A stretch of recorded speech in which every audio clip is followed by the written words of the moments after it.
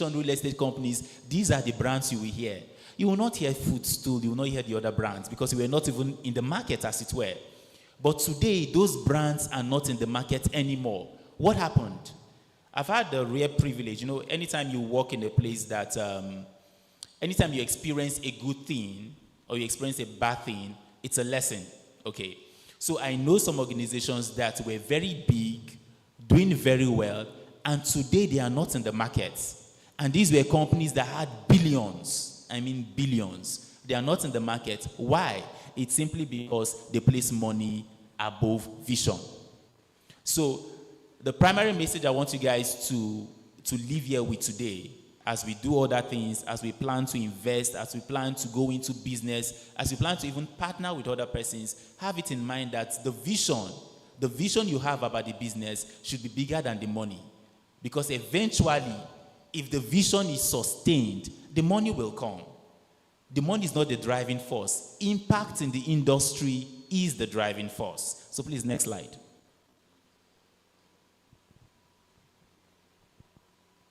Okay, and the next one, I just want to pick a few. All right. So you see, for anything you cannot measure, you cannot repeat. I'm going to say that again. For anything you cannot measure as a business owner, you cannot replicate. You cannot repeat. So if you're succeeding right now and there is no index of measuring why you are succeeding, it is what most people, most Africans, we call a miracle.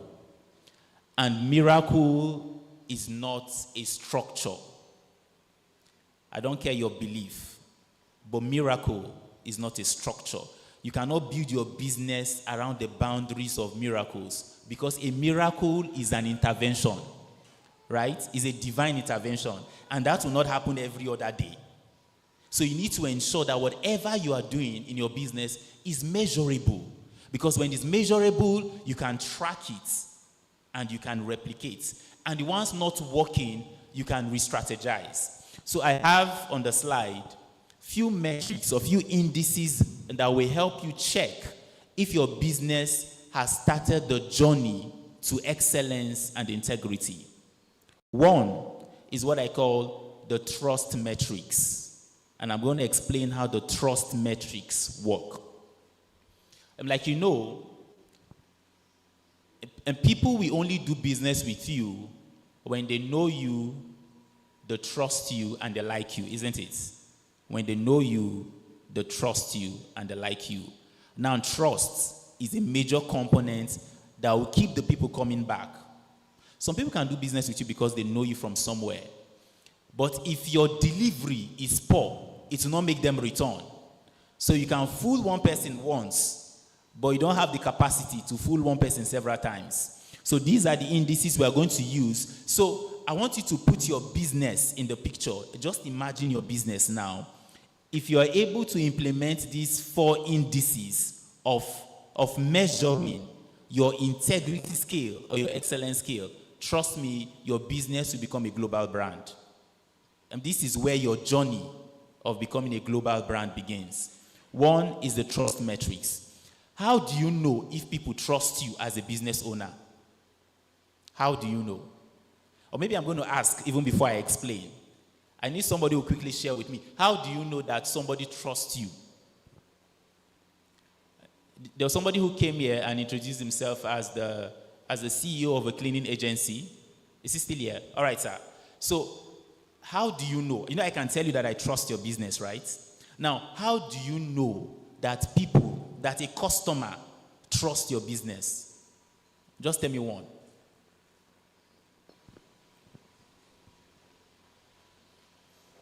Okay, they refer you to others. Great. The way you will know that a customer or that somebody trusts your business is by their ability and willingness to refer. So I consider that one, the ability to refer or the referral rates. Referral rates. And I can even give you a calculation. Somebody recently called me that I'm now a mathematician. Yes, I do maths a lot these days. Why? Because whatever I do, I must have a calculation to justify my data. is what I do. So I think this year, all the trainings I've had, I'm not doing that today, but all the trainings I've had, I was busy sharing formulas and calculating. If you see me writing up and down, because it is what you need to know. So I'm going to put it this way. How you can calculate your referral rates is simple, okay? It's just the number of persons who bought from you within a period of time based on referral divided by the number of clients you have times 100. And that will give you your referral rates.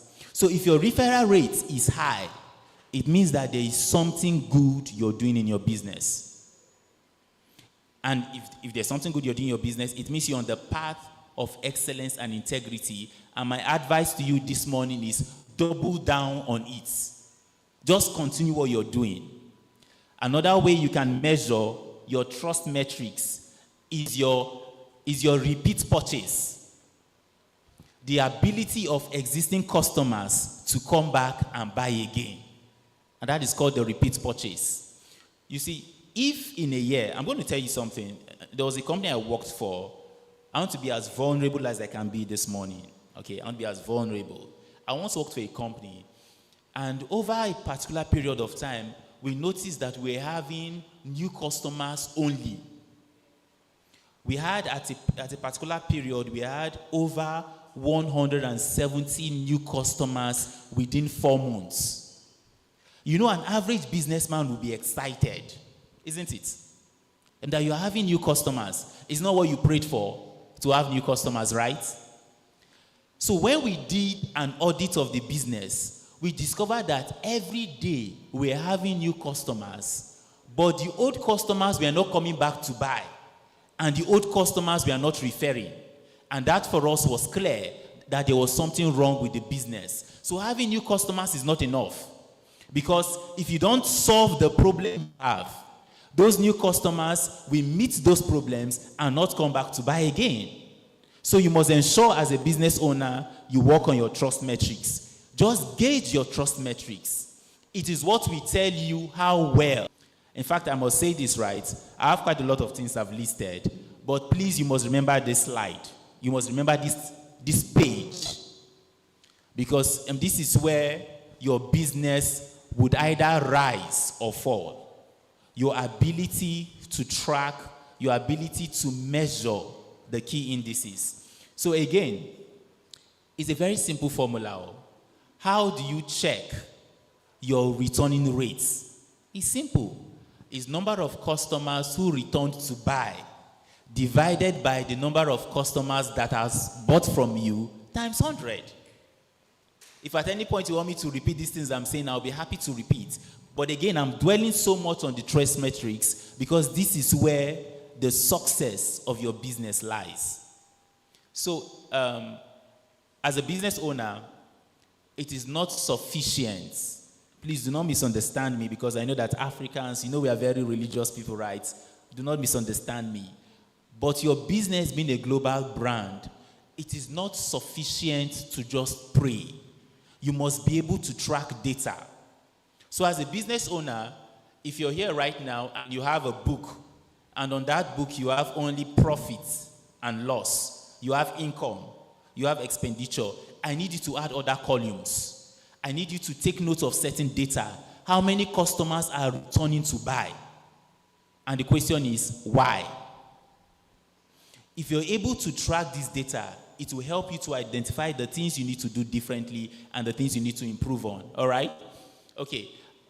The next metrics you need to look at is what is called the delivery metrics. If you had a brand promise, right? If your brand promise as a developer is to make available allocation documents within 48 hours, you must ensure you sustain your delivery metrics. You must ensure you sustain that within 48 hours. So you must track it. From time to time, ask yourself the question, out of these 20 new customers I got, how many of them got their allocation documents within 48 hours? If you're into cleaning, if you had promised your customers that you do every job, it doesn't matter the complexity of the cleaning, within 48 hours, Always ask yourself this question.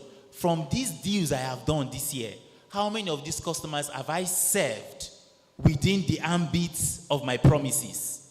And that will help you track your delivery metrics. Another one that is very important is your customer experience metrics. You see this? This item C is arguably the most important. And again, it suits every business owner. And just in case you think this message is not for you, oh, I'm not yet a business owner, I still work for somebody. Even though you are an employee somewhere, you will do very well if you understand the customer experience metrics. And I'm going to explain this way. You see, the difference between a successful brand and a super successful brand is about how the customer feels. It's about how the customer feels.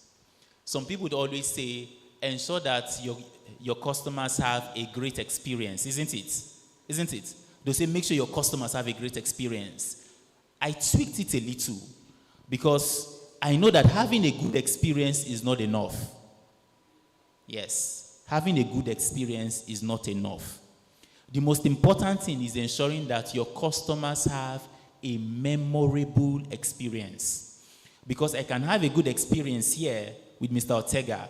The moment I leave this hall, the issues of life will make me forget. I felt good the moment I was with him. But the moment I left, I got carried away with other activities. I got carried away with my own businesses and I forgot. But if I am able to give a customer a memorable experience, it means when the customer leaves your space, they are still thinking about you. They are still remembering you. I'm going to share with you something very simple I do. I mean, it's very simple, though. It's part of the memory. Because each time I'm with a customer or with a prospect, I try to make them remember me. I'm not going to go into the complex things because this meeting is not for such complex conversations. I will tell you the simplest thing I do in my itinerary. The simplest. If I share now, a lot of you will laugh. If I share it, a lot of you will laugh. Should I share the lights? Should I just share with them? It is the simplest, but it is another way of ensuring that people remember you for a long time. As a matter of practice, I have perfumes everywhere. Anyway, I love perfumes a lot. I do. I know I've not checked, but I know if I check my car now, I'll see like 3 or 4 different perfumes. My office, I know I have like 2, 3. Okay, I'm a perfume person. All right. Any single time a customer is about walking to my office, I've been doing this for more than 5 years. I would always apply my oil perfume on my palm. A colleague of mine said, sir, I know why you close this. It's like you do some juju. I said, no, it's not juju. You see, so when I have perfume freshly placed on my palm and I shake you, I mean, when you leave my office, you'll be smelling like me. It's the perfume you'll be smelling like. Yes. You remember me for a long time. Even if you go and eat akpu, I mean, when you eat the akpu, you wash your hand. My perfume will still be on your palm for maybe another 24 hours. It might sound very funny. I saw a lot of you laughed. It sounds funny. But this is a very simple way of making people remember you long after they've left you. So you need to be strategic. So to gauge your customer experience metrics, how do the customers feel when they encounter you as a business owner? How do they feel? How do they feel? I'm not going to quickly rush through this. I will tell you some of the things we do as a brand and maybe to help you just get some levels of inspiration. I'm not going to hoard information because you came here this morning to learn, right? And some of these things we do are simple. Yes, some of these things are simple, very simple. See, the very big brand in the market today, trust me, these people are not doing complex things. They've identified simple things to do consistently.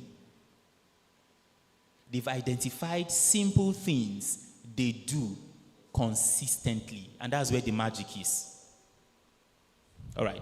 as part of the customer experience, in my company, we discovered that a lot of our customers spend more time in the car with our drivers. Before they get to the site, they spend maybe an average of 1 hour with our drivers. Because again, from the office to our closest site is maybe about 25 minutes to go. So you take them to site and return, isn't it? And that's an average of 50 minutes.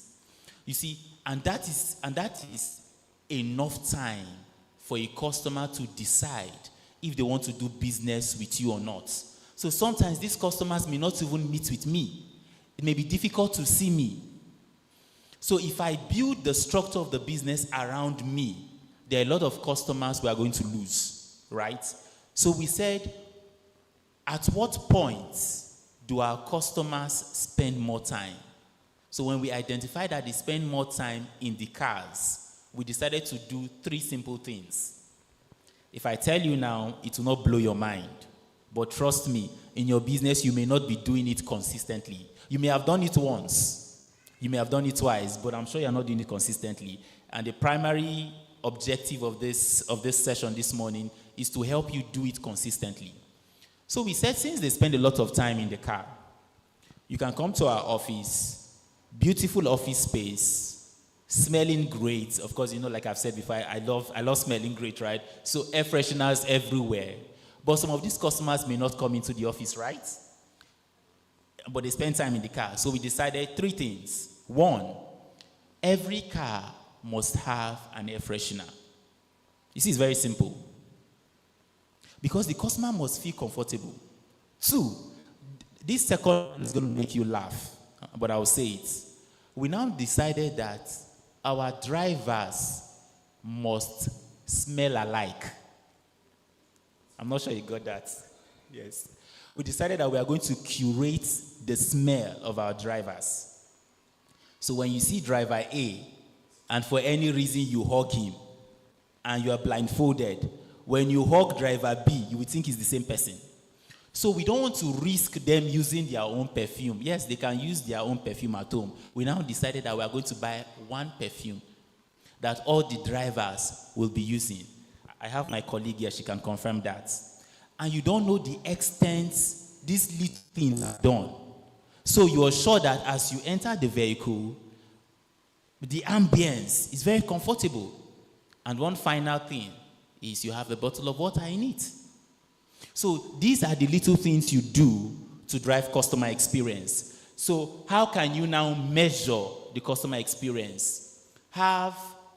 Amongst the things I've mentioned, just have a feedback form that your customers must fill whenever they encounter you.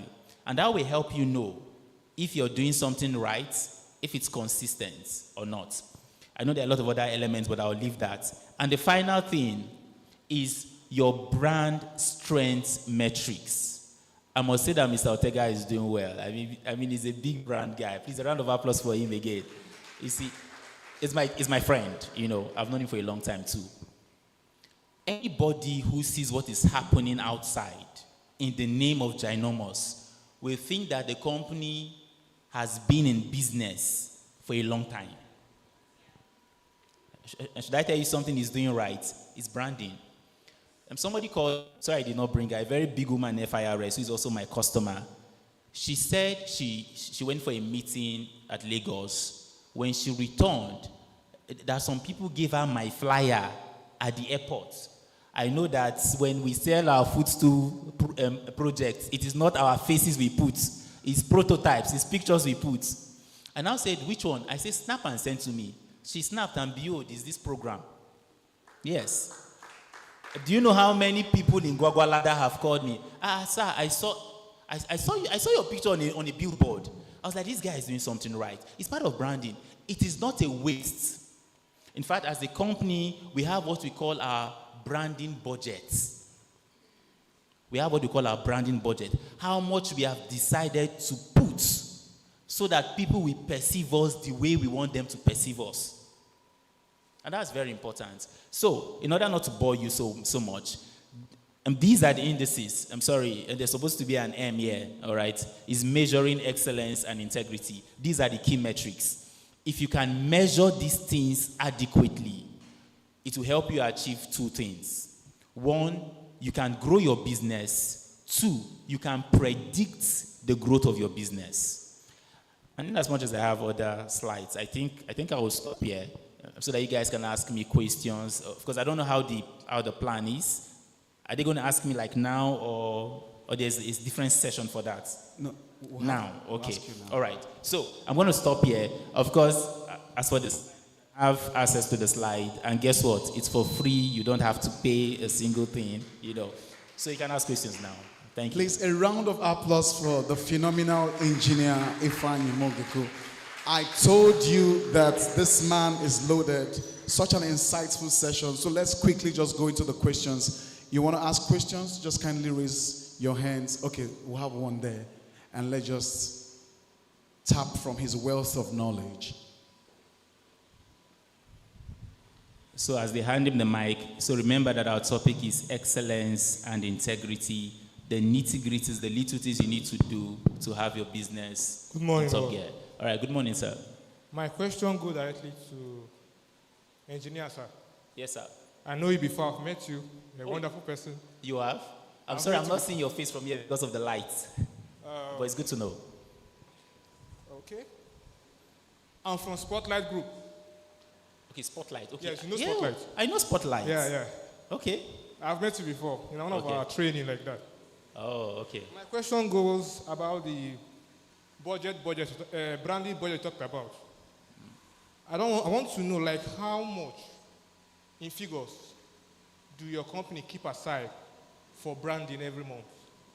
Okay. So I'm going to explain it this way. As a company, we have our targets. And maybe, I don't know if I should share that here, but all right. So I'm going to give an example, all right? Assuming your company has a target to make 15 billion naira in the year 2026, your branding budget should not be anything less than 3 to 5% of that target you want to hit. Do you understand? So if you have 15 billion to make, you know that the money will not fall from heaven. As part of the activities you will do to get the money, right, is branding. So to invest in your branding, you must be willing to spend 3 to 5% of whatever you make in branding alone. 3 to 5%. It could be more, but at least shouldn't be below that, depending on the target you have. All right, thank you, sir.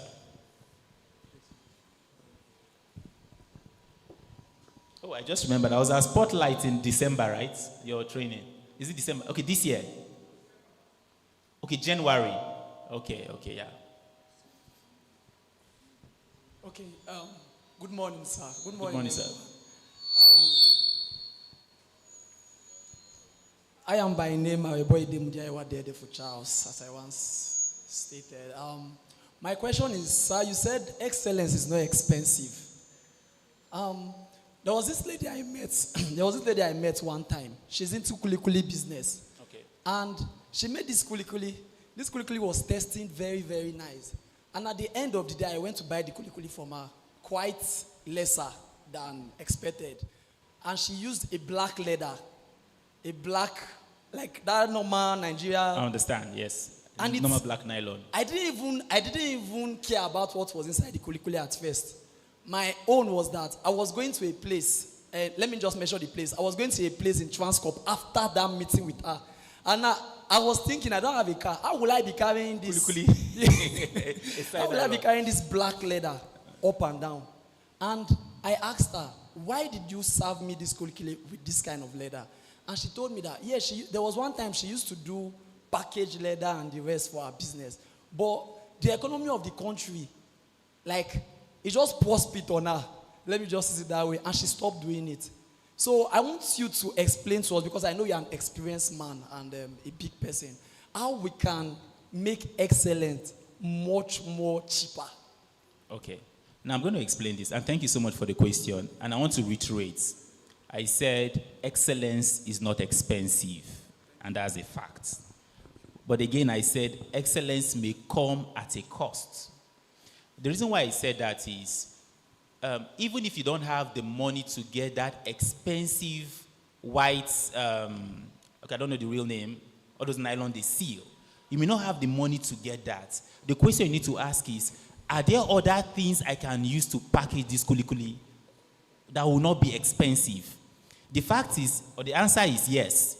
If you sit down to think, you would discover a lot of you don't have to spend as much as most people think. Just ask more questions. You get cheaper options. And that's something you need to do in your business as well. You don't need money to be excellent. It is first a state of mind. You don't need money to be excellent. You see, all of these things I've shared with you, right, about excellence, I was intentional to pick the little things. How much is a bottle of water? There are other companies doing more complicated things, right? But you may not have the money to do these complicated things. You can begin your journey with the simple things. How much is a bottle of perfume? 20,000 naira? Yeah. You don't need to get the super expensive ones. 20,000 naira. And you've curated the smell your customers will perceive. And that can take you for about 3 weeks. So I'm saying that to say that truly excellence is not expensive, but excellence becomes at a cost. The cost now is, it might require you to be consistent, and consistency is hard work. It is the cost I'm talking about. Consistency is hard work. So if you're into any business, and maybe there's something you want to do differently, there's something you want to change, and your fear is that to change it is expensive, I need you to look outside of the box. Are there other ways I can do these things? Are there other ways? Are there other options? Is there a technology I can adopt? Is there an app I can use? If you do that, you will discover that there are other simpler things you can adopt to make your business have a different and excellent feel. All right? I don't know if I answered your question anyway. But yes, you can actually package a kulikulu in a different way, without nylon, without maybe paying too much. It is not my area anyway, but I'm sure that there are other ways of making it look attractive without spending too much. All right, thank you. Okay, good day, sir. Good day, My ma'am. question is, in a competitive business, so what's that one particular value that will make a customer to choose your business, particularly among all competitors? Okay. I think I'm going to begin by answering that by saying, one, it is value. It's value. Now I'm going to explain further. You see, I don't know the business you do, but I want to assume you are in the real estate space. When people come to buy a real estate product from you, trust me, it is not land they are buying from you. They are buying value. The reason why you will buy land now in Kwali with Mr. Ortega is not because of land. I mean, I schooled in Gwagwalada. I mean, my secondary school. I went to a school not too far from here. It's called CKC. I believe you know CKC, Christ the King College. So many years ago, it was bush all around, right? You see, so I know this environment very well. But until recently, I told Mr. Ortega, I can't buy land in Gwagwalada. I've been in Gwagwalada for a long time. I know how Gwagwalada is. But that story is changing. Why? Because it is not just about land. The reason why you guys are buying land in Kwali now with Mr. Ortega is because of the value he's adding.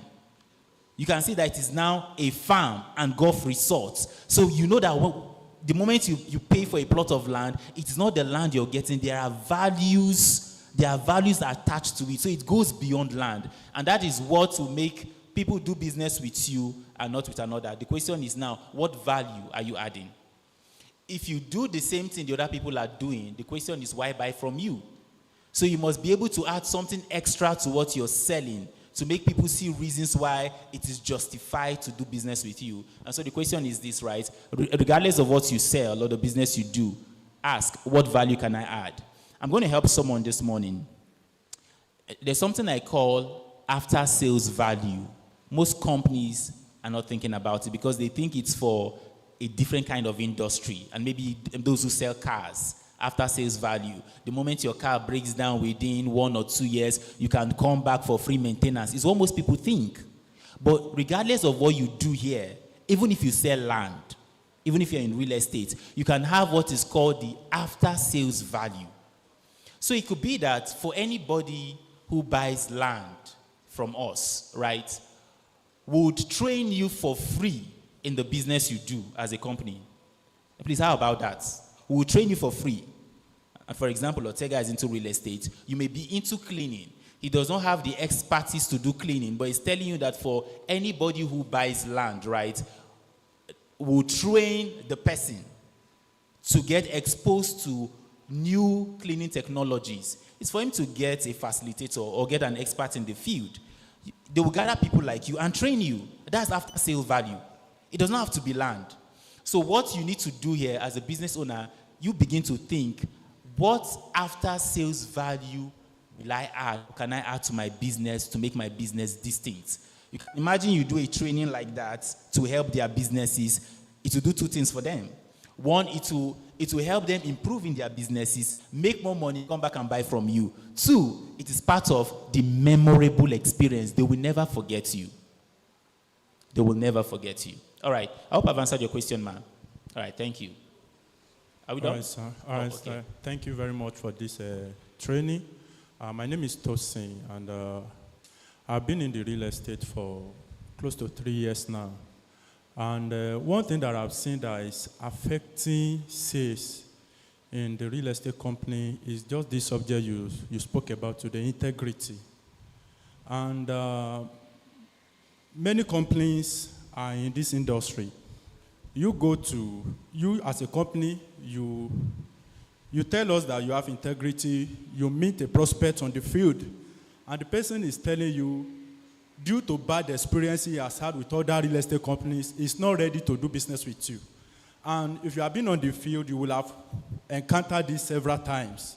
People have been scammed, people have been hurt, people have been wounded in doing real estate business. So my question is, how do we get other developers to buy into this matter of integrity? Because it has a general effect on other companies, even those that are claiming they have integrity, because of the bad experience they've had with other companies affecting their own business. So how do we get other developers? You know, okay, we are starting as integrity, we claim we have integrity as a company, but what about other developers? So what can we do to initiate them into this matter of integrity? Because I see it as a big matter in real estate industry, because it has to do with a lot of money, big money. Thank you, sir. All right, thank you so much. There's something I learned very early in life, very early. And that thing is this: I control what I can control. The things I can't control, I let it be, right? But I'm going to say this, right? It is actually a policy issue. It is a policy issue until the real estate sector is properly controlled. We'll still be having these things. So till then, so now are we going to say we're not going to sell till it becomes a controlled industry? No, we must sell, right? So now how do we sell? Because this is a bad experience. If somebody is telling you that they will not buy because they had a bad experience by acquiring such an asset, in sales, even though this, I'm not supposed to do the a sales training per se, right? But I'm going to help you. It is an objection. You meet somebody who's not buy, not because he doesn't have money, but because he has. It is an objection. Now, how do you address that kind of objection? There is a concept in sales called the feel, felt, found approach. I'm going to say that again. Feel, that's F-E-E-L. Felt, F-E-L-T. Found, F-O-U-N-D. And so the best way of writing this is feel, hyphen, that's dash, hyphen, felt, hyphen, found. It is a technique. And this is one technique we use to overcome that kind of objection. And I will tell you how it works. Or maybe you pay me $1,000 after this session and I tell you how it works. Or should I share? Okay, it's simple. All right. You begin with feel. Feel is this: every prospect you see in the field has a valid concern. So if somebody is telling you that he cannot buy because he was duped, the way you adopt that technique is to tell the person you feel their concern. Say, yes, I understand exactly the things you're saying. I have met so many people like you who had that reservation because of their past experiences. And that's you feeling, expressing, you feel, feel. Now, felt. Is the explanation clear? Or should I saw your eyes. Okay, I'll say that again. So is the feel, felt, found technique, right? Feel is for you to identify that you truly understand the concern of that customer. It is feel. And then the aspect of felt is to make the customer know that he's not alone in that journey. That a lot of other persons you have met have felt the same way. They've had the same experience. This is important so that the person will not think he's mad. Or the person will not think that he's not educated enough and that was why he was duped. He needs to know that there are so many people like him, and that has felt. Then you now conclude with found. That what happened is, as a result of the experiences your customers later had with you, they discovered that there are other companies who are doing business the right way. And I think that you can have also that experience. And that's found. So, and time will not allow me to just break it down, but I feel you already have an idea of the flow. So to respond to that kind of objection, use the feel, felt, found technique. And the way it works again is this: you validate their concern. Feel. For felt, you make them understand that other people felt the same way when you encountered them. So he's a normal person. Then, of course, found. As a result of your encounters with them or how you serve them, their opinion changed. They found something different. And this is the best way to handle that kind of objection. While we hope that Redan and the government will do the needful in putting that kind of structure in place. So you cannot wait for them. You begin by handling the objection, and while we see that in such forums, we keep on screaming of the need to have such structures put in place in the industry. I hope I answered your question, sir. Thank you. Ladies and gentlemen, distinguished guests, you can agree with me that Engineer Ifeanyi deserves a round of applause. Please put your hands together. We're a rising innovation. This man is a force to reckon with in the real estate. Yes. He deserves a standing ovation. He's such an exceptional man, a phenomenal man who is making so much impact in the real estate world. We are so honored to get your knowledge today, sir. Thank you so much. We are grateful. And there are a few questions that some persons still want to ask you, but they are going to write it down, and so you will come back to answer this question. Once again, we are grateful. A round of applause for Engineer Ifeanyi. Thank you so much, sir. Engineer, you said I should get the record of the first person that's gotten. So from the record, we have the first person to step into this hall for this event is Margaret Ilya Kaura. Put your hands together, sir. Put your hands together for Mrs. Margaret. Is she here? Okay, you in front. Yes. All right, so we'll give you, on behalf of Footstool Estates, I'm going to give you 50,000 naira as well. So you see, congratulations, Mrs. Margaret and Engineer Ifeanyi. I will also meet you after the meeting. You will also give me something. Thank you, sir. You will pray for me. Such an amazing man. Congratulations, Miss Margaret.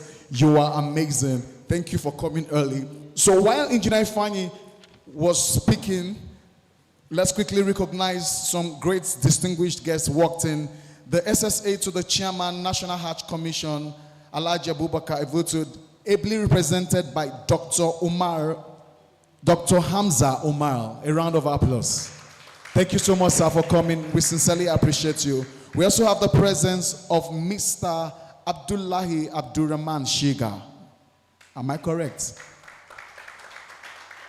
Thank you so much, sir, for coming. We sincerely appreciate. We also have the presence of ASP Abdurrahman Yusuf Shiga.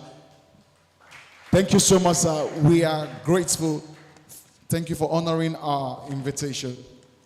Right now, ladies and gentlemen, we are moving into a session that is very inspiring. As we continue with the remarkable summit, we arrive at truly a special highlight, one that goes beyond real estate and speaks to life, resilience, and personal transformation. Every now and then, we know that it is very important to be inspired, but this session of the program is even more inspiring when it's such powerful peace comes from the leader we know, not just for professional excellence, but for vision, courage, and impact. Today, we are proud to witness the launch of a compelling new book by the convener of this event. I think you should clap. You should clap. A work that captures the essence of new beginning, resilience, and the power of rising again. Distinguished guests, ladies and gentlemen, please join me as we welcome the convener of this event as he comes forward to launch his amazing book. Put your hands together for Mr. Ortega Oluwaseun. Scream, scream, scream, scream.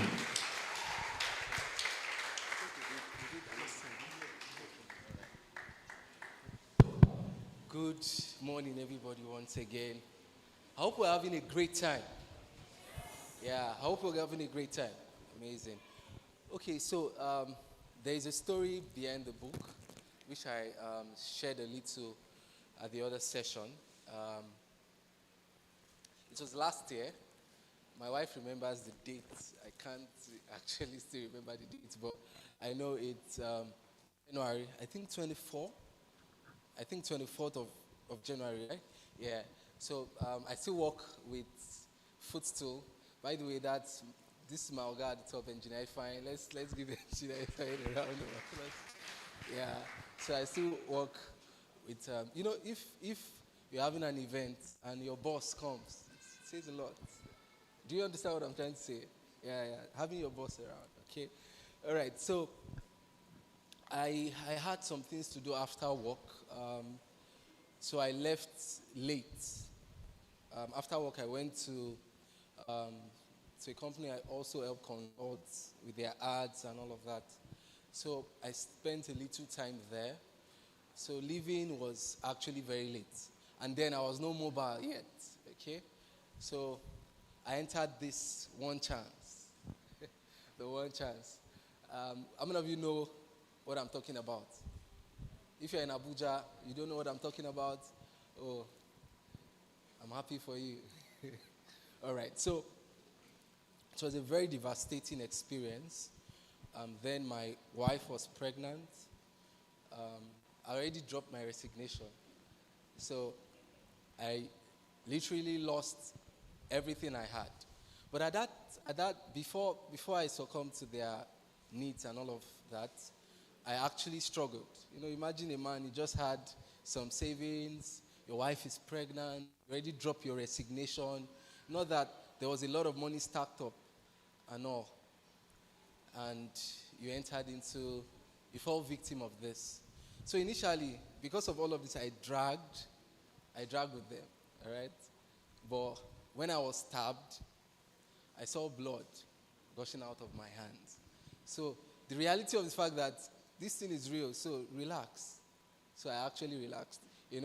When you're trying to prove stubborn and then you now see blood, I'm sure anybody in such scenario will just have to calm down. So I had lost literally everything that day. No, I was stabbed, my palm, my face, my leg, and I saw their faces. Funny, they were with guns actually. And when that scenario ended, they dropped me along the road, and the guy said something that I don't think I can ever forget. He said that whenever we have situations like this where you drag with us and you see our face, let me use the language you use, we suppose do the needful. Yeah, I don't want to use the word. But they said they don't know why. They just drove off and left. And at that experience, when they say life flashed at your face, or how do they say it? He said? Yeah, it happened to me literally. I can give explicit explanation of what that means.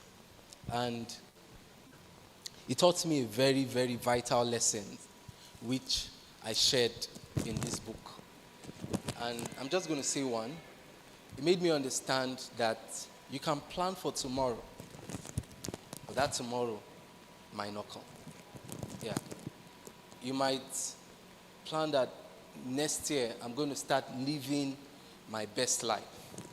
Next year or next month, I'll start living in purpose. I'll do this, I'll do that. But the truth is this. We can only be assured, or we can only have assurance for today, now. And I decided after that event that I'm not going to play small anymore. I'm not going to procrastinate purpose. Anything I have to do, I'm going to get into it head on like there is no tomorrow. And I think that's why we're having this event. Because we could decide to do it maybe later this year or maybe next year. But we decided that we should have it today. So I want to urge everybody to ensure to get a copy of this book. It's going to be like a reminder. It's going to be very inspiring, of course. And whenever you see this book, I want something to come to your mind, that this is a reminder. Just like I got a second chance after that incident, you also have your chance now to fulfill purpose. Thank you very much. Please, a round of applause. Sir, before you go, I think this is a great achievement to be celebrated. One more time, a round of applause. If you understand what he just said, he got a second chance. Probably events wouldn't happen now. See? Probably this event wouldn't have been happening today. But you see, he got a second chance. After being stabbed and all of that, he would have been dead. But God gave him a second chance. And that's the reason why he's launching this book. I feel like every one of us is supposed to, celebrate this achievement by picking a copy. But before we do that, we want to call some distinguished guests just to come up and just say something, launch this book and let's support this great achievement. You were not informed before now, but I just want to call you because of the great work that Mr. Ortega is doing and the second chance that God gave him. Let us celebrate this achievement because it is worth celebrating. Let us make welcome to the stage highly esteemed engineer Ifeanyi Mogeku. Put your hands together, sir, please. So I'll just go to call the name randomly. Please, as I call you, please, sir, Amma, kindly come to the stage. Let's make welcome ASP Abdurrahman Yusuf Shiga, sir, please, we want you to come to the stage to launch. Let's make welcome the representative of the SSA to the chairman, National Hajj Commission, or Dr. Hamza Umar. Sir, please come to the stage. Thank you so much. Let's also have Mr. Abdullah Abdurrahman Shiga. Please, sir, come to the stage. Let's also kindly have Engineer Hamza. Please come to the stage.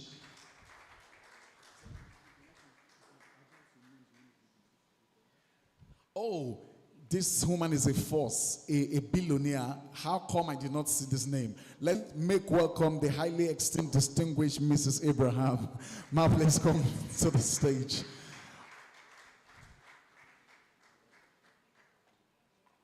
Oh, distinguished Mr. Adi and Delight, please come to the stage. Please, please, please, please, please. Just keep clapping. They are coming. They are coming. Thank you so much. And you that is looking at me, you want to launch and support this great achievement. Please come to the stage. Oh, thank you so much, sir. We are grateful. So we'll begin randomly. Thank you so much, Engineer Hamza. You just tell us what you're launching with, and we go this way. Thank you, sir. Okay. Once again, good afternoon, everyone. So for this launch, I'll be launching this book with 75,000 naira.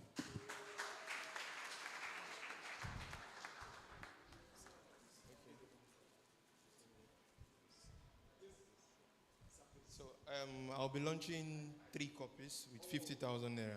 Oh, great. Thank you so much, sir. I'll be launching 1 copy with sum of 20,000 naira. Thank you so much. We're grateful.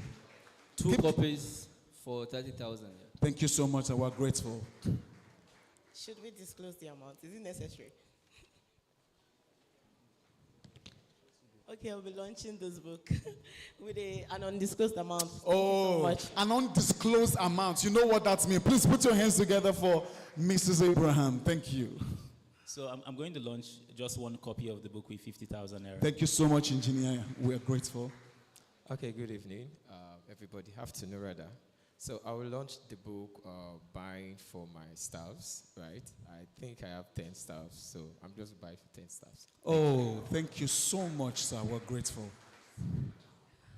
On behalf of the ginormous staffs, we are launching the book with an amount of 50,000. Oh, this is an amazing staff. Okay, just before they come down, please, can you kindly take them? We need these pictures, very important. Do we have a copy, each of them? Or if okay, please. It's very important. But sir, how much does the book go for, like the original price? Okay, so the pre-launch, can I have a copy? The pre-launch of this book will inspire you and know that every time on this earth counts. The pre-launch price for today is 15,000 naira. So after today, it goes for 20,000. I think you should pick a copy. I'm telling you, you will be inspired. Pick a copy before leaving. Thank you so much. Okay, the account is here. Thank you. So if you want a copy, just signal to one of the staffs. If you want 1, 10, 30, we have that amount. We'll give it to you right now. Please help us. No, don't worry. No. Don't worry.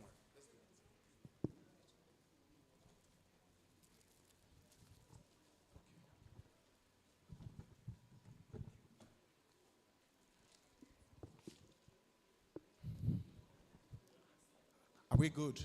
Let's be fast with this. Oh, Delight, you didn't come out. Please. Oh, she said she's doing transfer, but you need to be on the... Thank you. Oh, that's... Oh, ladies and gentlemen, this is the amazing woman standing by the side of Mr. His amazing wife. Please put your hands together. Yes. Every man deserves a beautiful, supportive wife, and that's what she's doing. Oh, this is amazing. Are we good? 15,000 pre-launch today, 20,000 afterwards. Get a copy. You'll be inspired. Are we good? Are we good? Please ensure that, because we're sending it to the presidency. Are we good? Please, a round of applause for our distinguished guests. Thank you so much. You're not clapping, don't get tired. Thank you so much. And right about now, we just want to listen to, like I told you, a force to reckon with, a woman you need to listen to that is making an amazing wave in the real estate industry. Ladies and gentlemen, I'm honored to present to you Miss Abraham.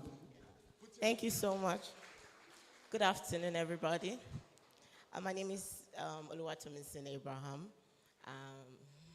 A lawyer, a real estate developer, and I'm a mother, and I'm a minister in a marketplace.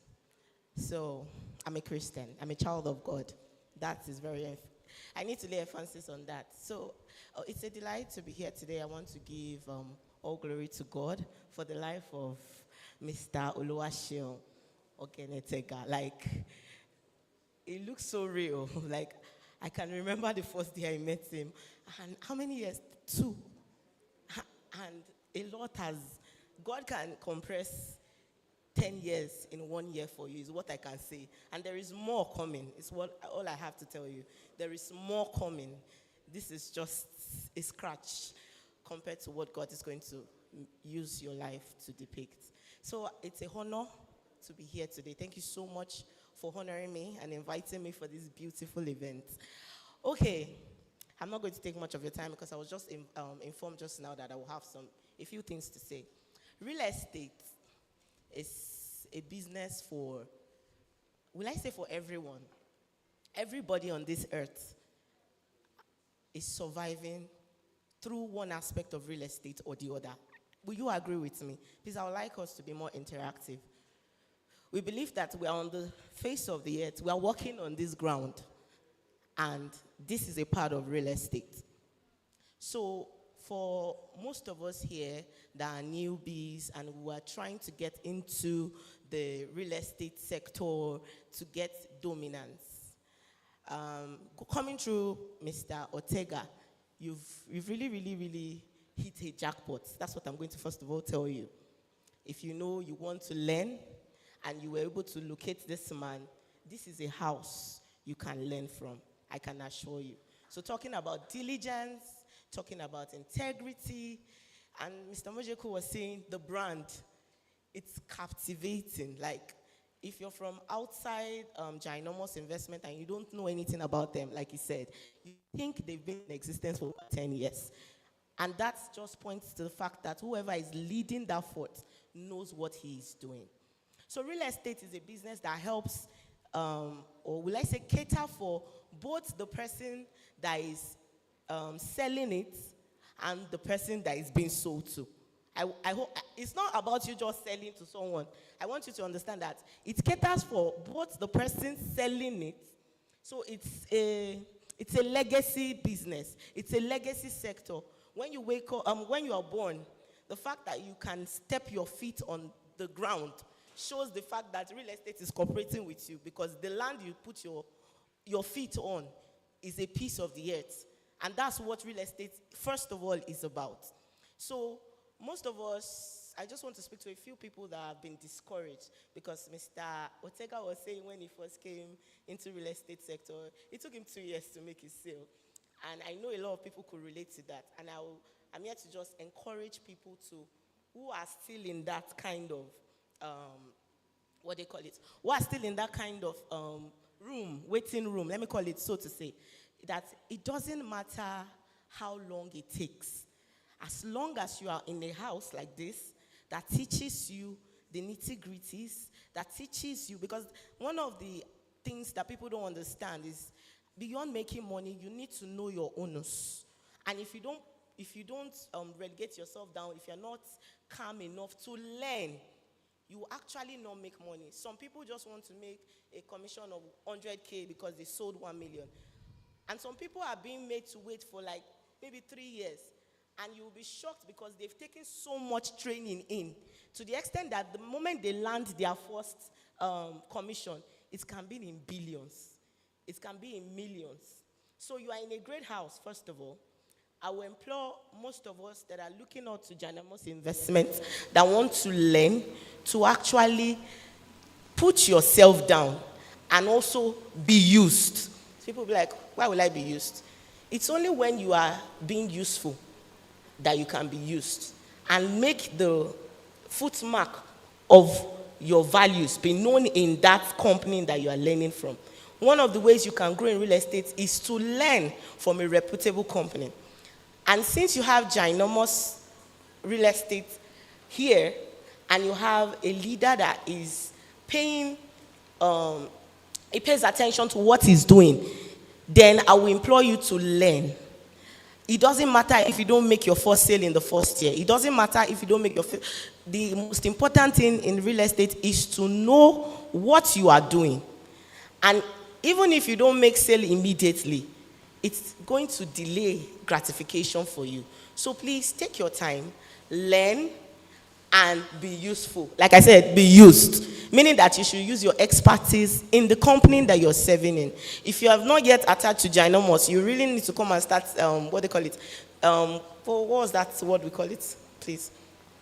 If you're not intern, you need to start interning. You need to own whatever you're selling like it is your own. Because obviously, everybody that is working under a real estate company don't want to be there forever. And Nigeria wants to own their own, right?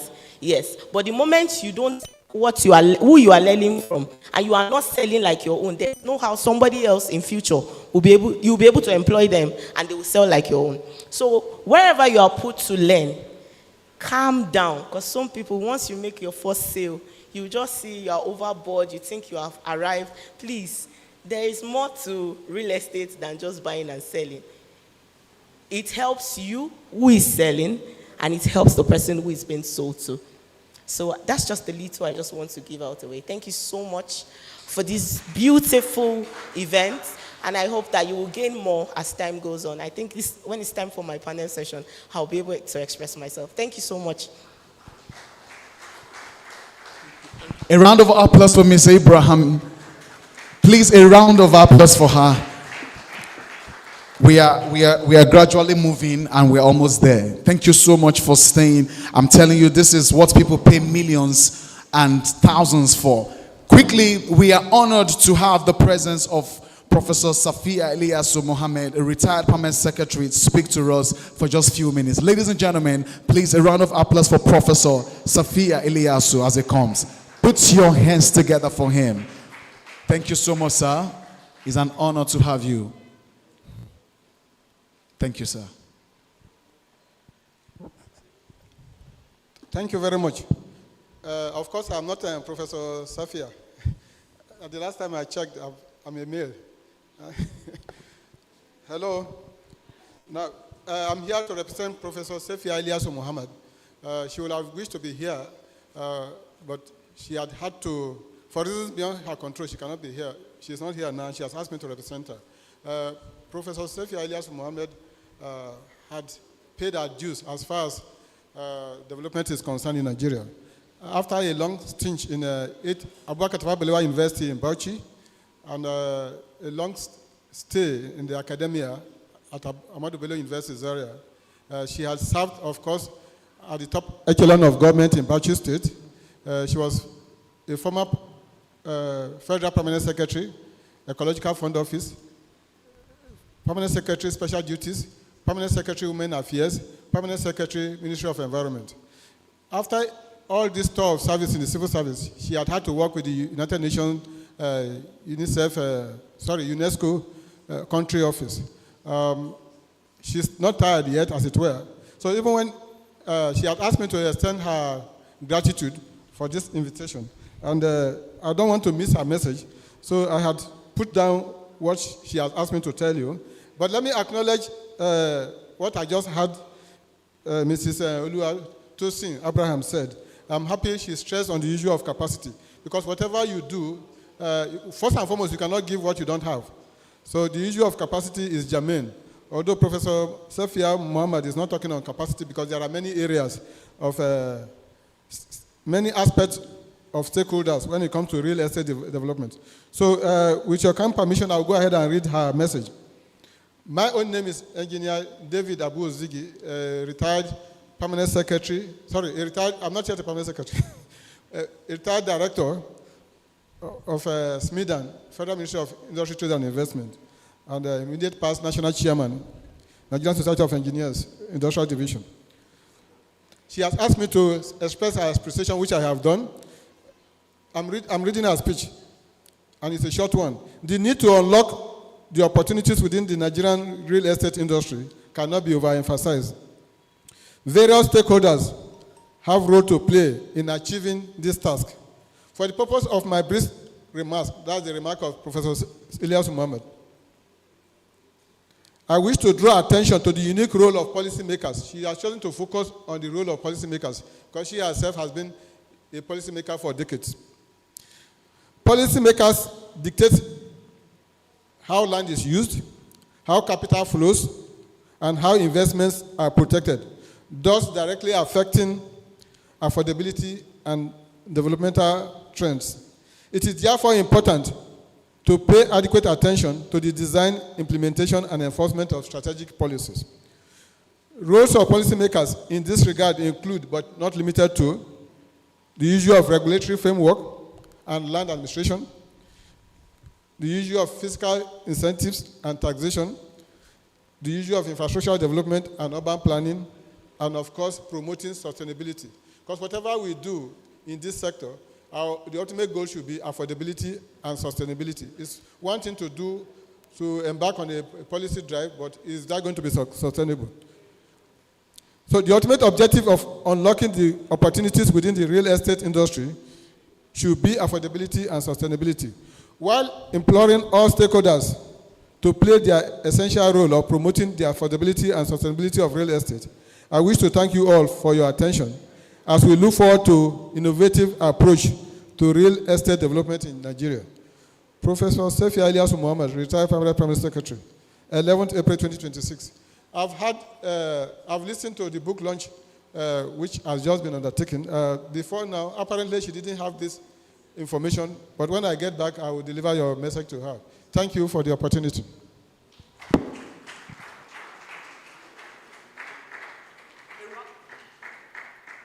A round of applause, please. Thank you so much, sir. We are honored. Right about now, we are going to have Mrs. Taiwo to talk to us about product knowledge and the trade fair session. Please, a round of applause for Ms. Taiwo. Your hands. And maybe I should let you know that we have light refreshments for every one of you, so just relax. We're almost coming to the close of this event. But one more time, let's applaud Ms. Taiwo as she takes this session. Thank you so much. Good afternoon, everyone. So the first product we'll be talking about, as you all know, we are a real estate company. So definitely we'll be talking about our product. The first, as you can see on the screen, is Gwagwalada Island. This property is located at Paiko, Gwagwalada, ABUJA. And it's just a few minutes drive from Specialist Hospital down to the place. The road, their property is just opposite, direct opposite the road. It is, the property is just directly opposite the road, as you can see, and the starting price is at 1.6 million naira for 250 square meters. This property is not just like any other property. This is property for those that see beyond the now, those that are looking ahead, and those that are ready to build something that lasts very long. Because it is very suitable for land banking. If you're someone who is interested in saving or you love saving, well, I advise you that you save your money and invest it into Gwagwalada Island, because it's a property that in the next 5 years' time, you won't be getting it at the same price, because it is situated at a prime environment. And its title is the title attached to this property is a C of O. The next property we'll be talking about is Kabusa Island.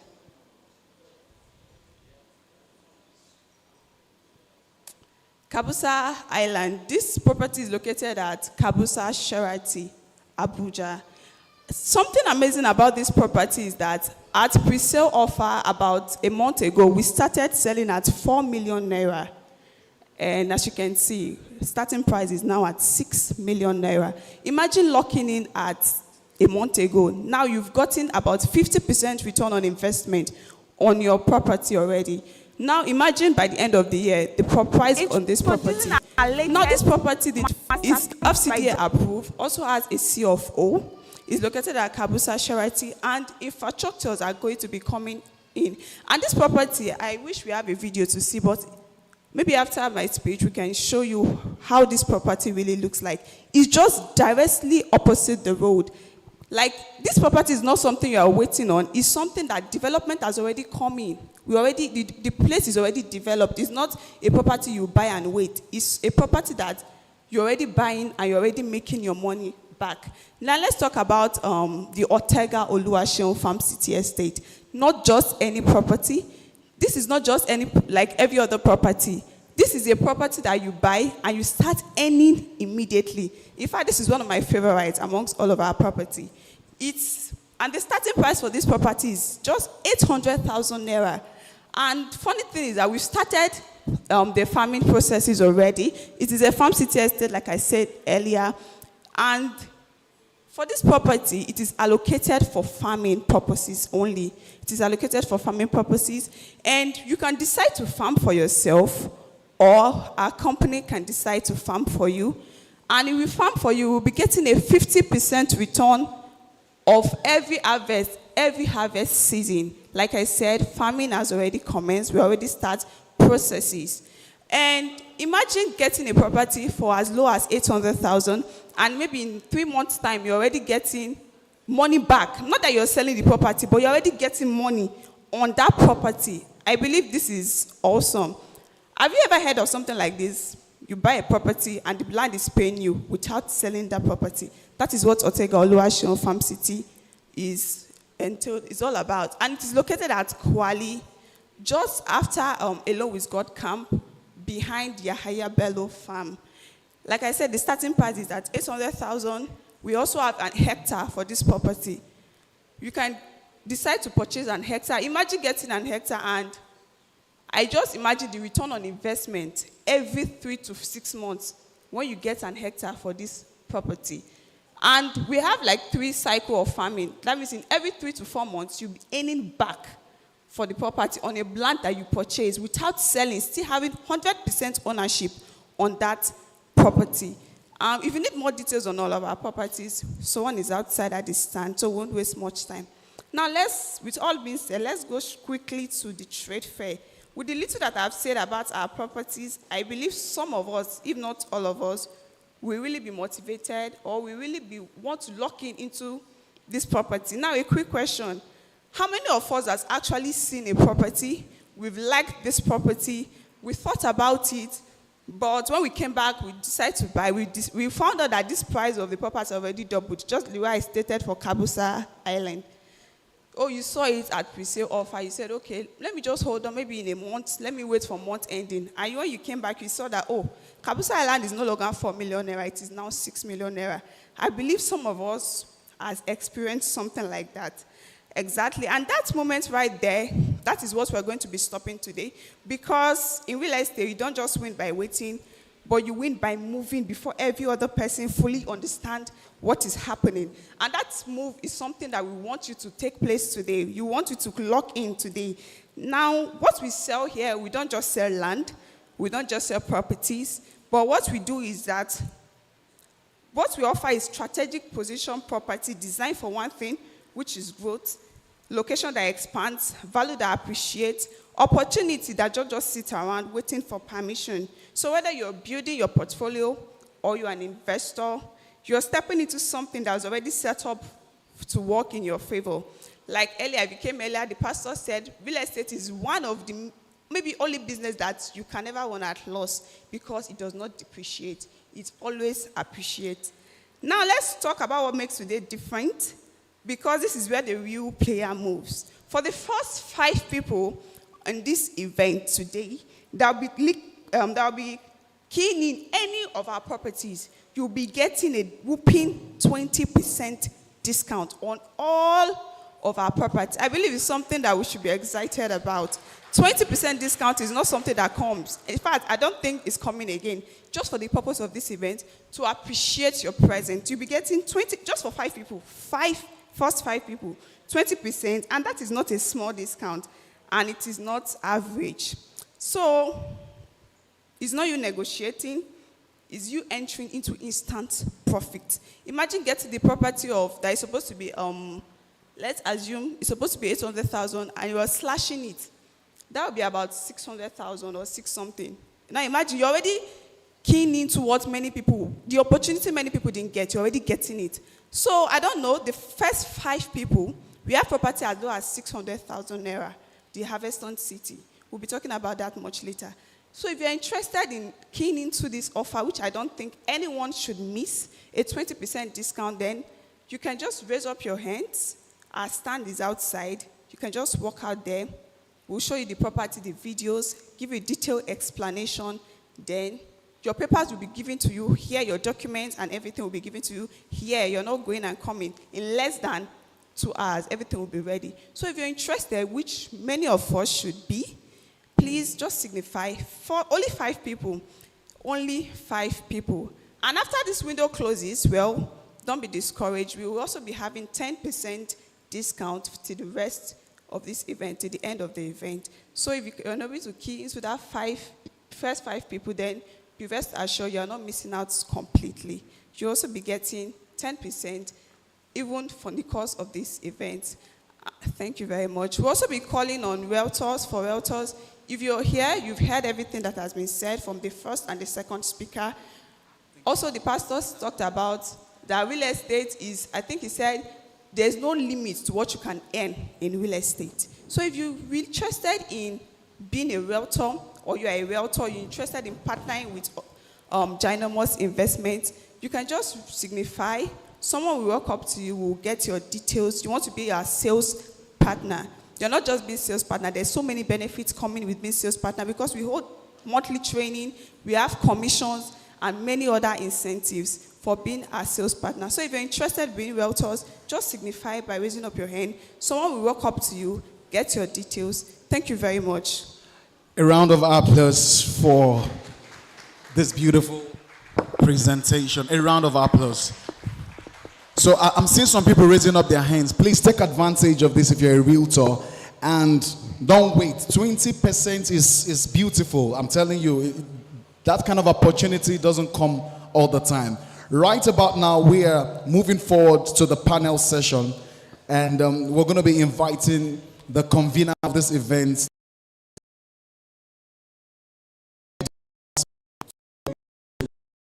this panel. Ladies and gentlemen, please let us make welcome the phenomenal Mr. Ortega Oluwaseun, the man of the moment, the man making things happen. Thank you, sir. Thank you very much, sir.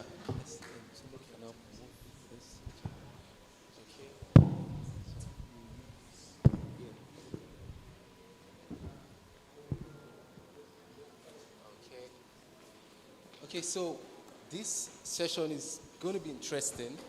It's going to be very, very interesting, I believe. So we are going to be very practical at this session.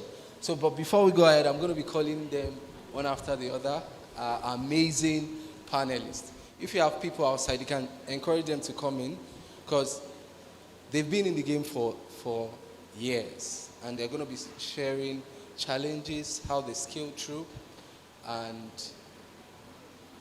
everything around it. So let me start by calling my very good friend and brother, the person of, I'm talking about the CEO of Banner Realty, Mr. Ade. There's still Mr. Ade Emmanuel. You're welcome to the panel session. Please, let's do better. Let's do better. Let's do better. Let's do it the ginormous way. All right. So, okay.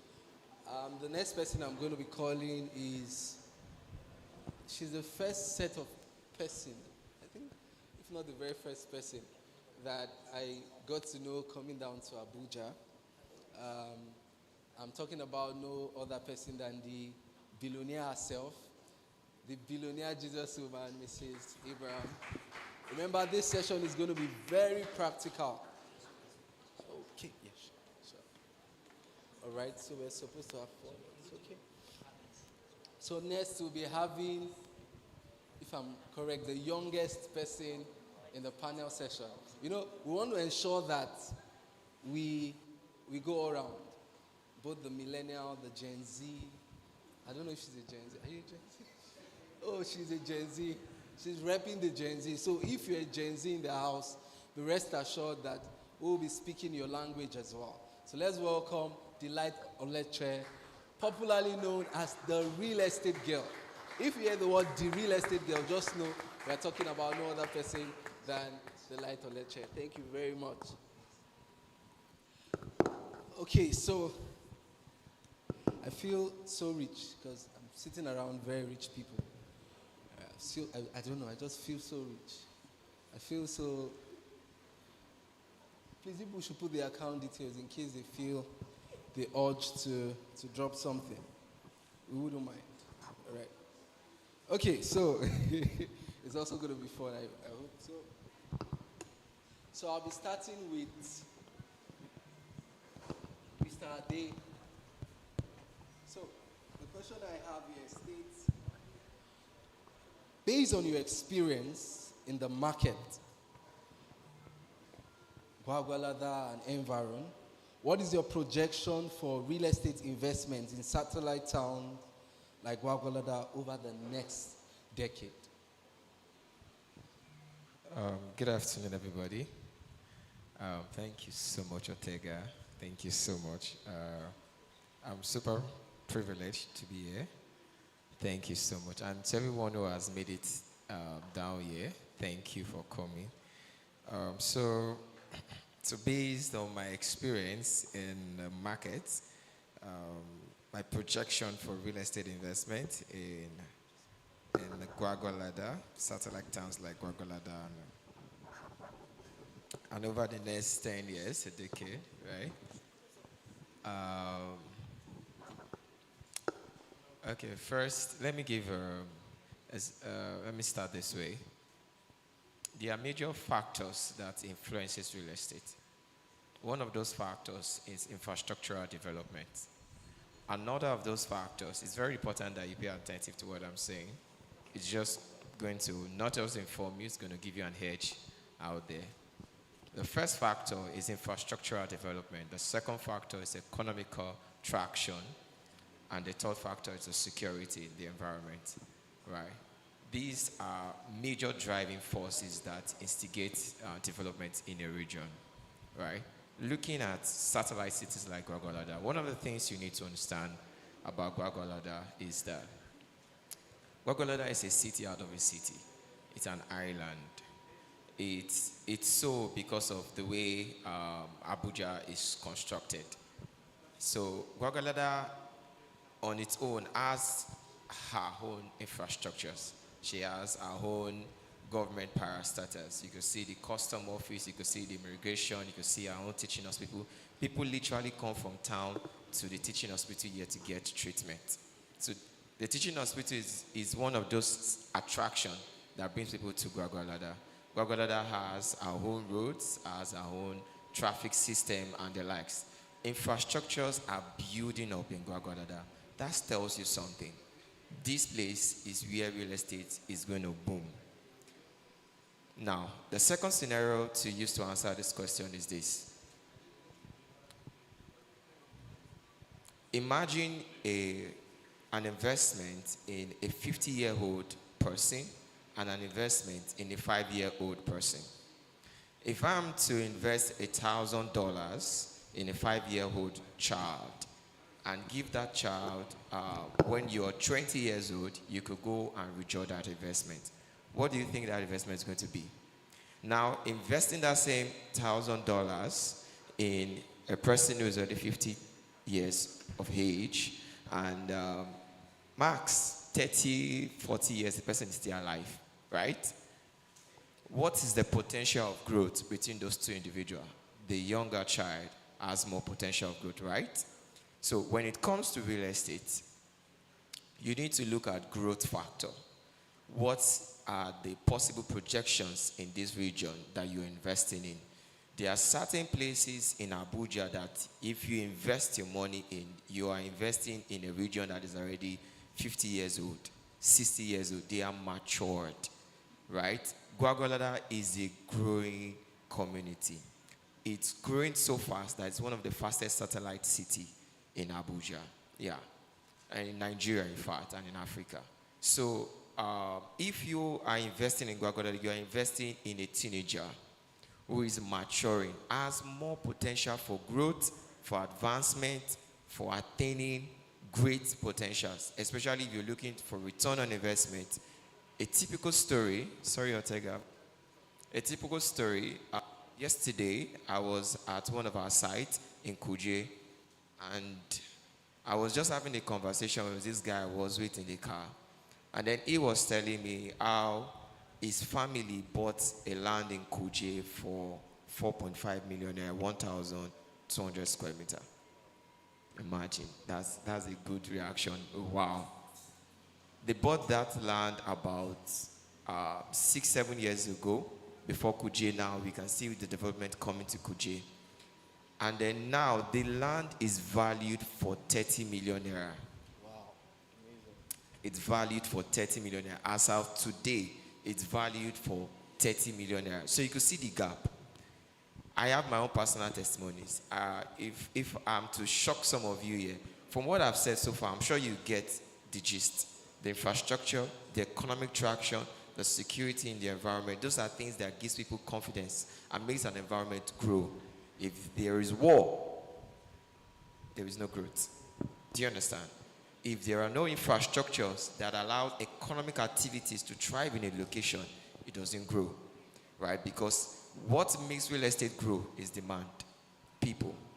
So if these factors are not in place to enable people to habit such locations, it makes it difficult for real estate to go. This is masterclass in the brief sentence. Awesome. Thank you. Awesome. Thank you so much. Please, a round of applause for him. Awesome. Awesome. I hope you took notes. Okay, so let's move to the billionaire herself. I think this question is very, very important. Maybe mostly to the family women amongst us. So the question says, as a woman in real estate, how do you balance professionalism with personal life and family commitment? Thank you so much. That's a very good question. That's a very great question because I lived it and it wasn't easy. Okay, as a young woman, maybe with kids, trying to do real estate professionally and also get results. It's, most women might find it very challenging because they don't know how to find a balance. And honestly, the truth is there's really no balance. You can't have it, you can't have it rosy on both ways. There's a part that will be lacking and you will still have to cover up for later. Let me break it down. So when I started consciously going into the office saying I want to go and learn real estate professionally before I start up my own, I had a baby that was under 1 year old. And this is where my next point comes in. Determination, your why. Why are you doing this thing? Number one. Your determination. Number two. How bad do you want it? Number three, your tenacity will determine if you will just be looking at, how am I going to keep these children with me? And now say I want to go to the office, and how will I even sell? How will I even create content? So me, a few years ago, I carried Zoe at my back. I didn't have a car. I was coming from Lokogoma. I would take along. I would climb the bridge. The other side, that's the overhead bridge that has stairs, because the office was at the other side of the road. Take bike and go to the office. I did that for like 3 months. I think I did that. It was 6 months internship I did. So I did that for like 4 months. And it wasn't easy. But I knew what I was looking for. And I knew that I had to stay true to what I want. It was not going to last forever. But the knowledge I was going to seek was important. Sometimes in real estate, it's not when you feel like you do things. Your consistency, they mentioned consistency over time. That was when I had my own first baby. I was actively in real estate and I was out to do it no matter what. Another thing is, that was me. I'm saying that for people at the level of not having so much money because I want to say I've lived it. So let's move up a little bit to the level of people who can even at least afford a little bit. You can get help. As at that time, I was not even satisfied with dropping my baby at a crèche. I didn't want it. So when the baby is asleep, I'll lay him down somewhere. I will create content because my impact was felt in that real estate company I was actually interning in. I'll create content, I'll put it online, and people will know that this person is here. But some people will still do that. You go through all that stress. You go to the real estate company, you are not learning, your value is not being felt. And that's why I was saying initially, be used. And it's when you can be useful, you can be used. And it's when people know that you are useful, you can be recommended. I think I can just stop there. Awesome, awesome. Please, let's give her a round of applause for that. I think that's one of the difficult things. But I think one thing that has really helped you is determination as well. Determination. Once you're determined, regardless, you just see yourself going. So I think it's the time to ask ourselves, how determined am I? All right. To Delight. Delight, I think I'm going to ask you 2 questions, two in one question. There's a figure I'm seeing here, and I'm like, oh, wow. All right, in case you don't know, Delight closed, she made approximately or over 500 million naira in sales in 3 months. You are not clapping well, though. 500 million naira in 3 months. So you're going to be telling us how you achieved it. But before we go towards that, let's talk about before your academic journey began, did you have a vision of building a career in real estate, or was it a path you discovered during or after your time in school? Okay, Mr. Ortega, thank you very much. Good afternoon, everybody. Good afternoon, everybody. All right, that's more like it. So I finished from University of Abuja, actually, yeah. So I did a 5-year course. I studied agriculture, and I didn't do anything. I didn't study anything related to real estate. So if you ask me, was I planning to do real estate in school? I'll tell you, not really. I was not planning to, actually. But I picked interest in it because I was drawn to money. I love money. I want to make money. And commission is very sweet. Let's talk about it. Commission is very sweet.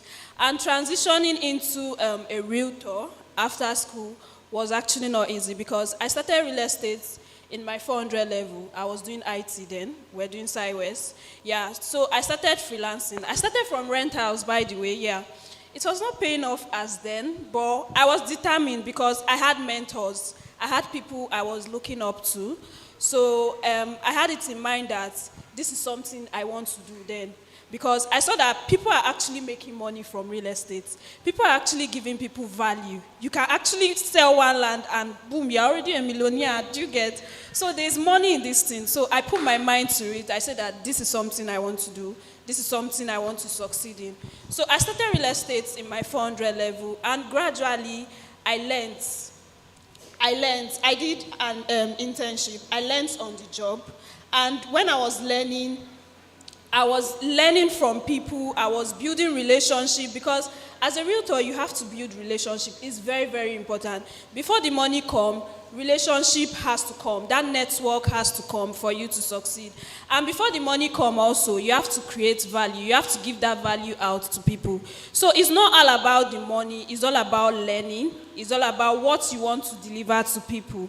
So transitioning, I did it. And I can tell you, if I can do it, every other person can do it out there. So thank you very much. Awesome. Awesome. She mentioned learning. So it means that for her to achieve 500 million in sales with her company for 3 months, she actually have invested in learning.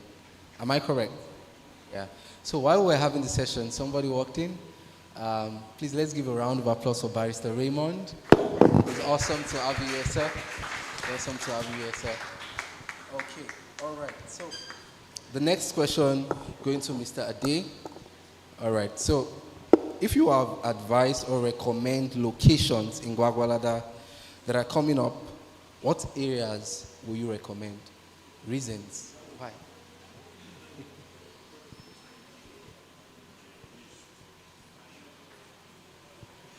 Okay, thank you, Ortega. Thank you so much again.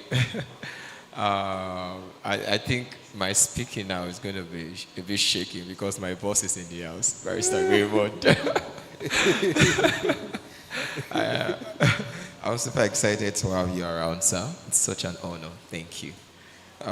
So if I was to recommend location, just like I said earlier on, there are certain indices you look out for, the infrastructure, economical, and of course, how that place is thriving. There are certain places in Gwagwalada that are, in fact, everywhere is spot on for me. Everywhere is spot on, but places like Paiko, in fact, when I came to Abuja 2022, I wasn't stable. I was in and out. I remember when I came to a site in Paiko, the road was not yet tarred then, right? Until of recent when BK just did that road all the way down, right? That place was still underdeveloped, but as soon as infrastructure came there, it opened up. So Paiko is one of those thriving economy or thriving corridors of Gwagwalada. In fact, there's so much interest currently on it, you can't imagine. There's so much government interest. One of the things that I also do is that I don't just walk blindly, I make research.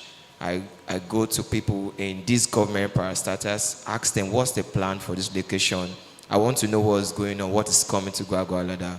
So I got some insight about certain infrastructures that are coming towards Paiko. So it's a very viable place to put in your money.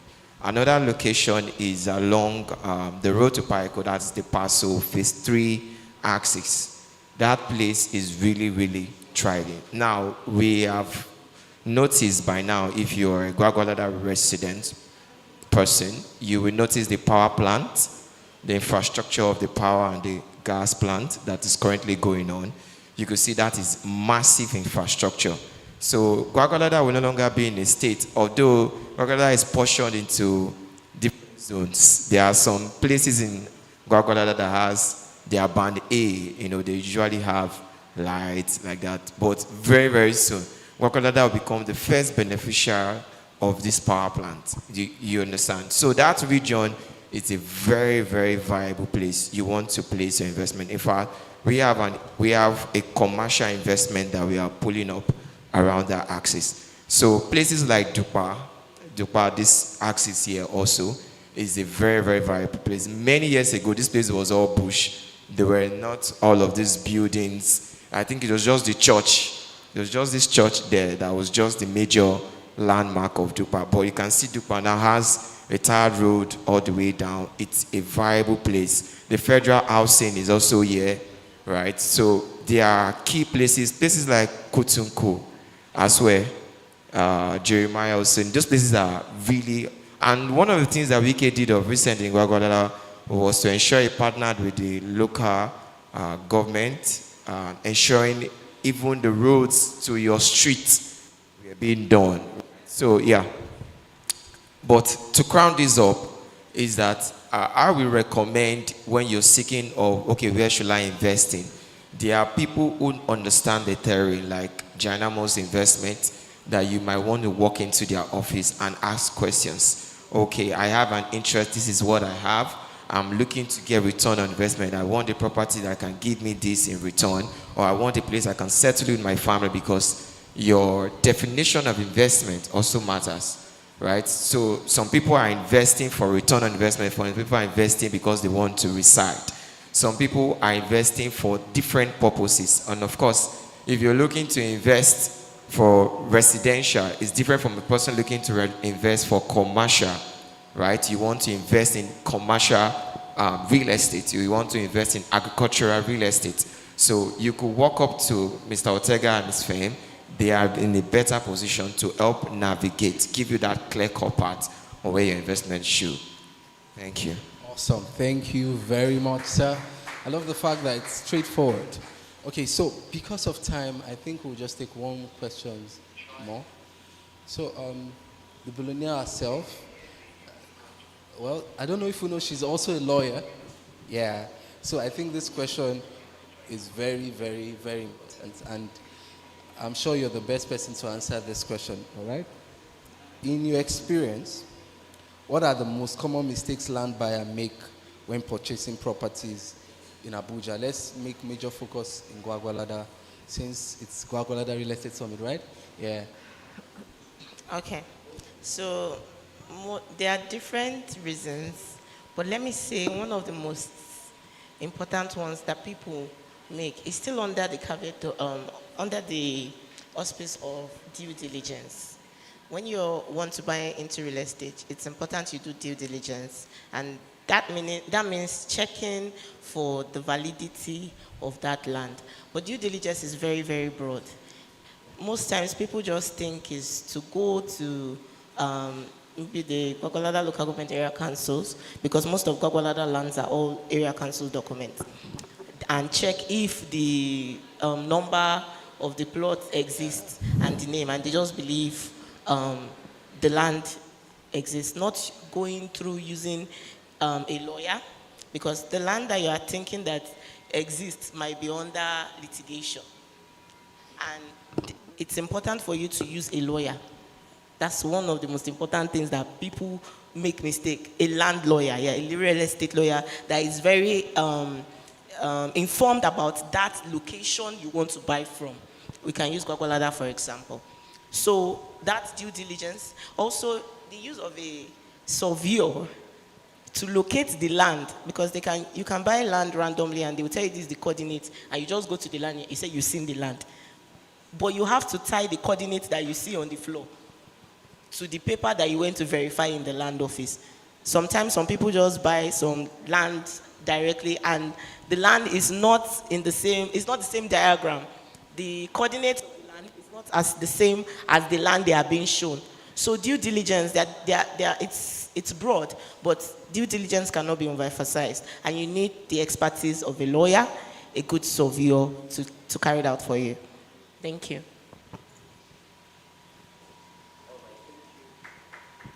Thank you very much. Thank you very much. I think we should have a quick conversation still on this.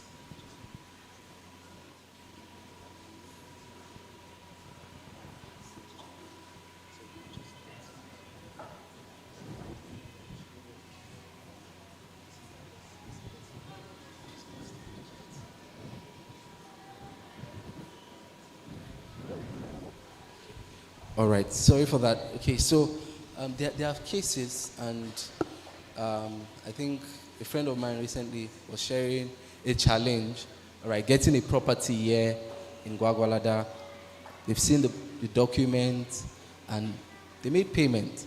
And while they were moving to site, some other people came and brought the same document.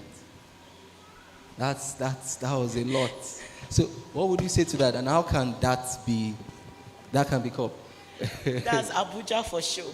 Like someone was talking initially, Mr. Mojeko was talking initially that the policies that guide real estate in Nigeria, they need tightening. When we have the strict laws that is supposed to guard how we do real estate in different states, they are not yet updated. And this is why we have issues like this, where people can duplicate documents, where somebody has already bought one document and then another person is coming with the same document. That's a serious court case. And then that's why it's important for you to use a lawyer. A lawyer that is good at what he's doing will be able to carry out due diligence for you and will know. But in a situation whereby there's a duplicated document, you know that you either settle it, because I think you're asking me this question based off of a developer who is buying directly now. Or you are buying, yes. Imagine it's a large expense of land in Gwagwalada and you have to still go through compensation. And when you go to these villagers that are farming on the land, some of them will tell you that some people have documents. They've come initially to come and talk with them. Yeah. And some of them they are not so nice. They won't tell you anything. They will collect the money and then they will vanish. And that's why it's important to take your legal personnel wherever you are going. Yes. Okay, thank you very much for that. Okay, you want to say something too on this series? Okay, go ahead.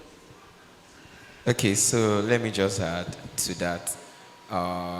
She talked about a lawyer. In fact, my emphasis is a property lawyer, a land lawyer, right? It's very, very important that it's not every lawyer that can help you handle your real estate activities. The fact that you have a friend that is a lawyer does not mean the person is qualified to do due diligence when it comes to real estate. It has to be a property lawyer. It's Not very, your very uncle important. or your brother. Yes. Or Don't your grandfather. someone that will just say, it's fine, it's okay. The paper looks okay. No, it shock you. Right. Most importantly, most importantly, like I said earlier, work with someone that you know are verified. Work with someone. Now, if you are buying as an individual, most times I advise you buy from a developer that you trust.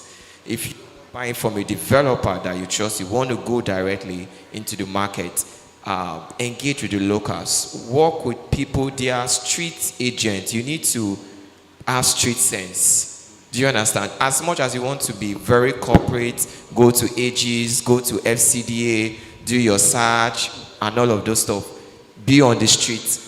Know people that are there. Go to the land office. Make the research yourself. Do you understand? You don't just want to buy blindly, but for your sanity, to save you the whole stress, find someone that is trusted, that you've seen a track record, and then it's easy for you that way. Thank you. in the All right. community to buy in an east. Okay, all right, that was awesome. Thank you very much. So the last question, because of our time, will be to Gen Z, Delight. Well, I think I think you're the best person for this question, and I'm going to put it the way it is here. So they said, how do you undo clients interested in another product? How many of you catch that? I learned another product from Engineer Ifai. The term. All right. So when we say another product, they are not interested in your product, the product you're selling. They're interested in another product. If you get that, awesome. So what are you actually, rather than what you're selling, without compromising your profession, how do you handle it? Okay, thank you very much. So I think this is a very real life situation. It happens a lot to everybody. And they have, a lot of people have this mentality that if you are a salesperson, it means you are doing something else to make sales. Am I correct? So, but we are not like that. So one thing I've learned to do is I've learned to set clear boundaries while maintaining professionalism in whatever I'm doing. Because I believe that respect is supposed to be part of transaction as a realtor. So if somebody is telling you otherwise, set your boundaries. If the person keep on pushing, let the person go. Because the truth is that the person that wants to buy from you, that knows the value you are delivering, will not stress you. And one thing that has also helped me is that I built a brand. And as a brand that I am, I have to be very, very professional about these things because it's from my brand and what I do and what people see about this brand. People will be able to refer me and know that I'm actually different. So I've set that clear boundaries. And whatever boundary you are setting, you have to be very confident about it. You have to believe in yourself. Because if you don't believe in yourself, you'll fall. That's just the truth. So you have to be very, very professional about these things. So whatever the person says, in as much as they keep pushing, let them go. It's not everybody that is for you. So you have to let them go because you are building a brand. Because in as much as you not see it right now, you are going to see the repercussion in future because Abuja, everybody know everybody. So you don't know who is referring you to who. You don't know who is mentioning your name in places. You don't know who is going to mention your name for opportunities. And you don't know what is going to ruin that opportunity for you. So it's very, very important to set that boundary because respect is always part of a transaction. Thank you very much. All right. Thank you so much. Thank you so much. I hope that was insightful. Please let's give everybody in the panel session a round of applause. So we'll come to the end of the panel session. Thank you so much, the real estate girl, the billionaire herself, and Mr. Ade for sharing your wealth of knowledge. Thank you very much. Thank you very much. So, Toluwani, please, let's get that video ready. Let's get the video ready, Mrs. Blessed. Okay, so, and the refrigerator, the documents, are they ready? Or Isa? Okay. Let's have it now, please. Let's have it now. Yes, now. All right. Okay, so there's something we do, or we did, from February to March. We decided that as a community of that has community of realtors, instead of having to just compensate by commissions, we decided that we want to reward our partners. Right, at Ginormous Investment, we really reward our partners beyond the commission because without them, I'm not sure we'll be where we are today. So we did a sales challenge from the month of February to March, and some people did extremely well. They did extremely well, and some got the prize of an iPhone 17 Pro. Raymond Ijoma is a Nigerian real estate entrepreneur, property lawyer, author, and educator. He is the founder and chief executive officer. Not this one. Not this one. Toluwani, is the video with you? Let me get a response. Is the video with you? No. Oh, okay. All right. so that's okay. We're going to be presenting the land document. If you can get it ready before we're done with this session, please get it done. All right, so to no other person, she's currently not around. She's not in the country, but our people are well represented here. All right, so you know what? Let's welcome Mommy. I call her Big Mommy. That's a mother. Thank you very much. Okay, a mother. A round of applause, please. No. So on behalf of Ginormous Investment, we present a plot of land from the Destination Golf and Farm and Golf Resort Estate. Are you just clapping? This is a plot of land. Ginormous brand is doing what they say they will do. Okay. This is beautiful. Okay, let me say this. We met our daughter online, and we had conversations. She had to come to the company to confirm. She sent her mom to come to the company to confirm, and it has been an awesome transaction afterward. All right, is the video ready? We have to play that video because she's watching. All right, she's currently in China, actually. All right. Okay, so secondly, we have Madam Oge, if she's in the house. All right, no problem.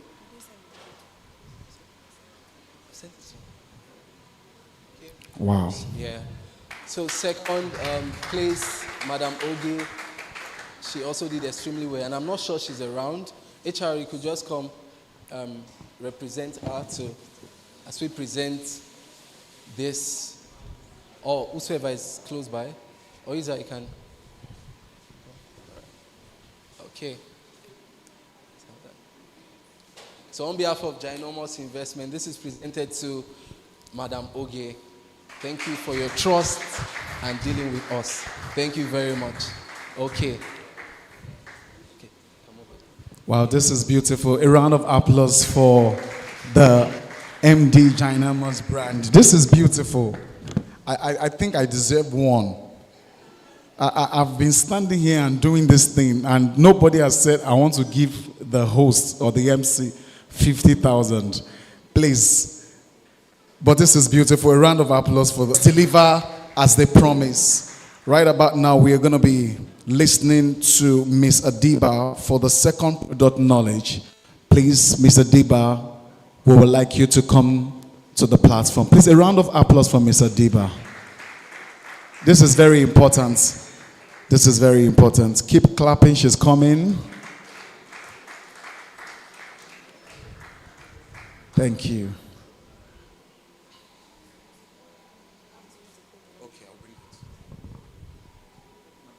Okay, so good afternoon, everyone.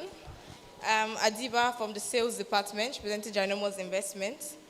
And I'll be talking about 3 of our products: the Harvesting City, Ginormous Residence, and the Destination Farm and Golf Resort Estate.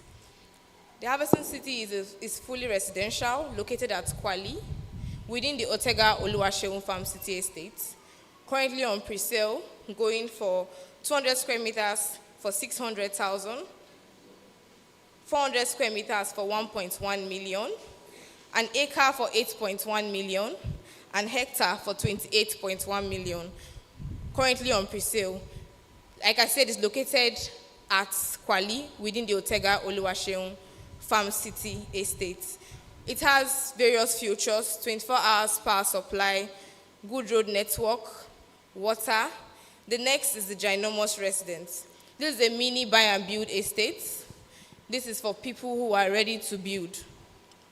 It's located at Competition Layout, Old Kutunku, Gwagwalada. We have the 200 square meters, fully detached duplex, for a 3-bedroom fully detached duplex, 200 square meters for 5 million, and the 500 square meters for 5-bedroom fully detached duplex for 10 million naira. It provides good features: street lights, 24-hour security, uninterrupted power supply. Mr. Edward Hosea, Gaza. Please hurry as your names are mentioned. Mr. Joseph Namo. Thank you. Mr. Emmanuel Oyeyipo. Thank you. Mr. Sadiq Iliasu. Mr. Aliya Abubakar Sadiq.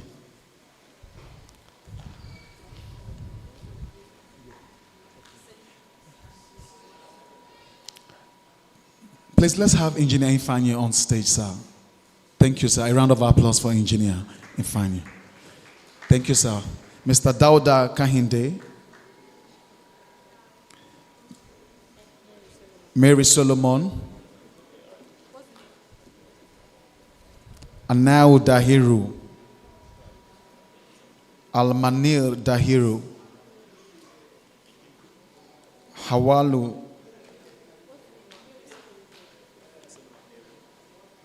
Hawal Takubo Sani.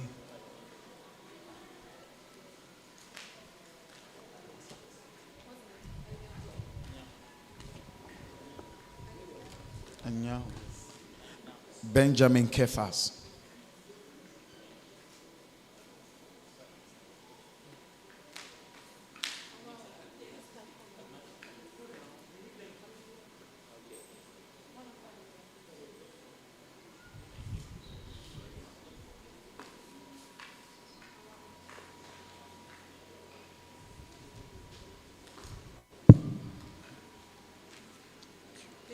Benjamin Kefas. Tosina Desola. Isa Kabir.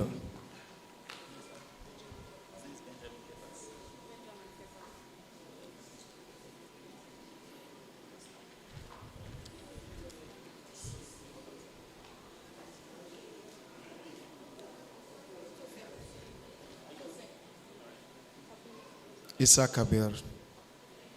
Fatima Yusuf.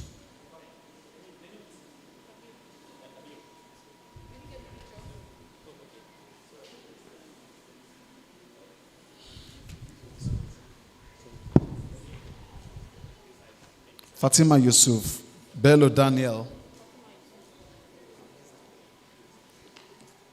Bello Daniel. Gimba Guatana.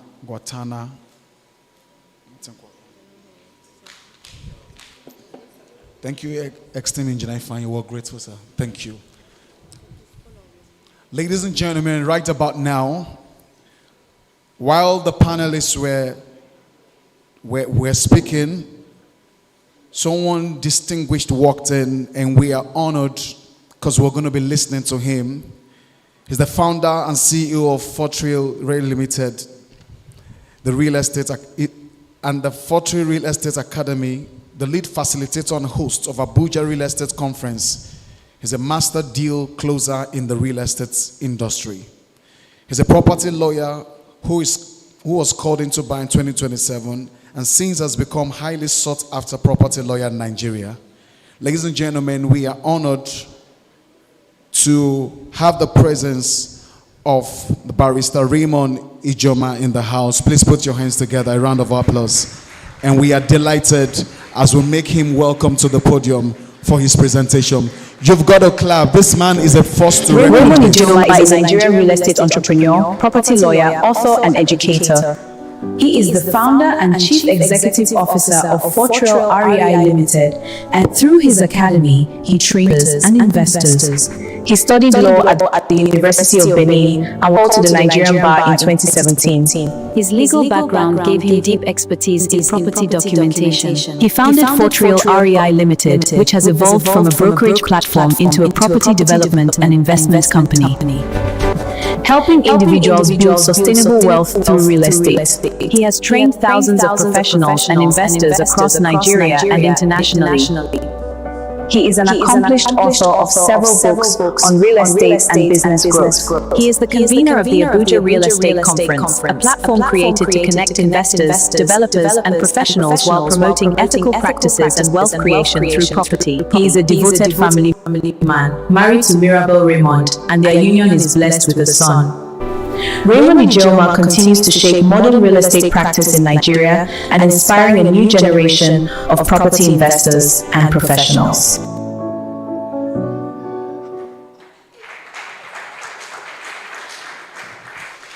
Wait, is that my son?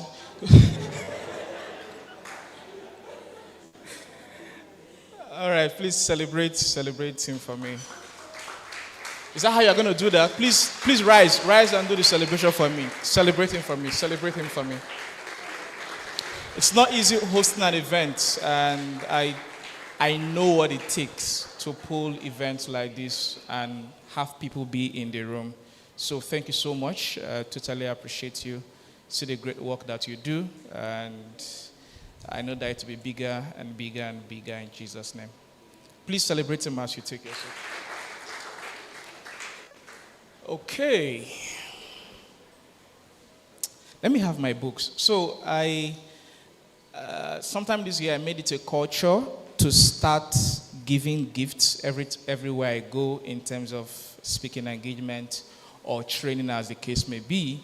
So I came with some of my books, and the 3 of these will be going home with some persons, 3 persons by the end of my session.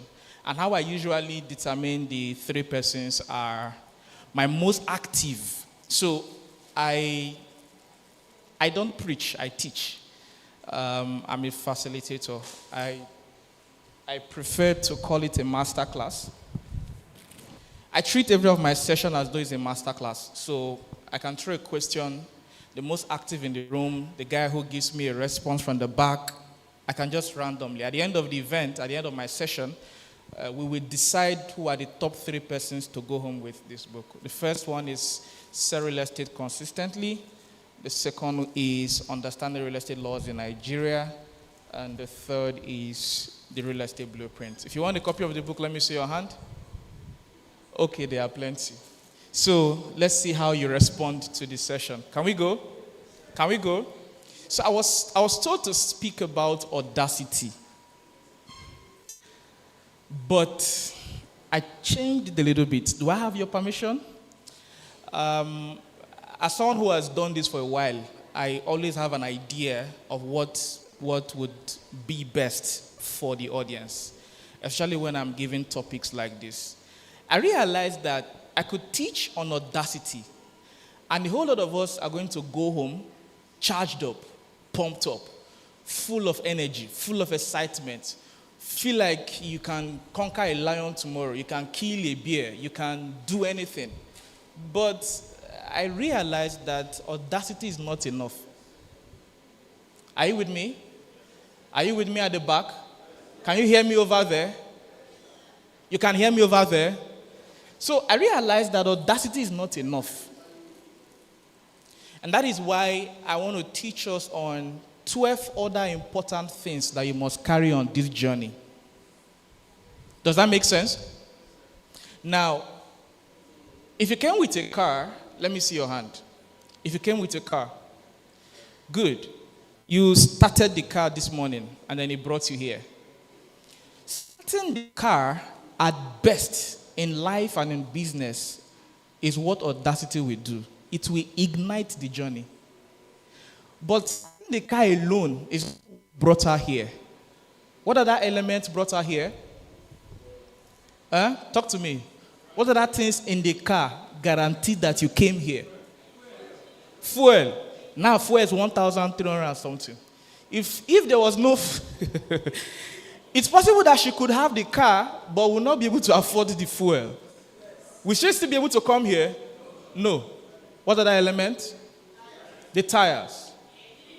The engine, all right? What else? Tell me one very tiny thing. Sometimes a car can be as expensive as 100 million, and something of 200 naira. Pumping the tire at best is about 200, 300 naira. As simple as that can stop that car from moving, no matter how expensive it is. Do you understand my scenario?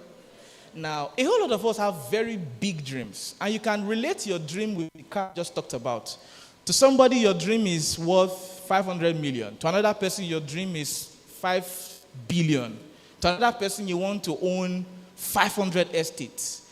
No matter how big that vision is, and you possess the audacity to be able to rugged that vision, there are a whole lot of other important elements that we need to pay attention to, and that is where I'm going to end my conversation. But first, you need audacity. And I think that before audacity, you need vision. True or true? Because it is vision that gives birth to audacity. Somebody was in my office last month. He had a consultation session with me, and he asked me a question. That what drives me?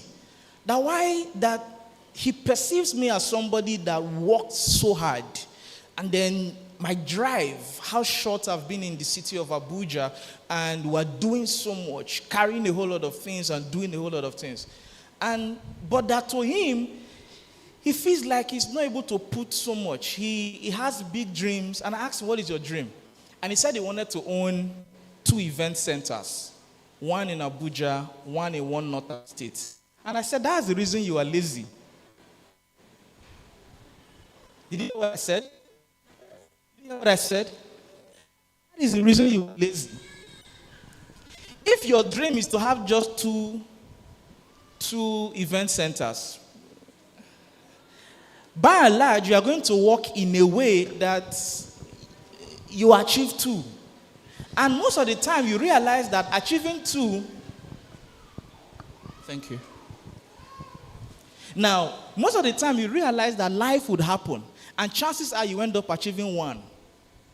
But assuming his vision was to build, say, 10 event centers in Abuja and 1 in every state in Nigeria, do you think he's going to respond differently?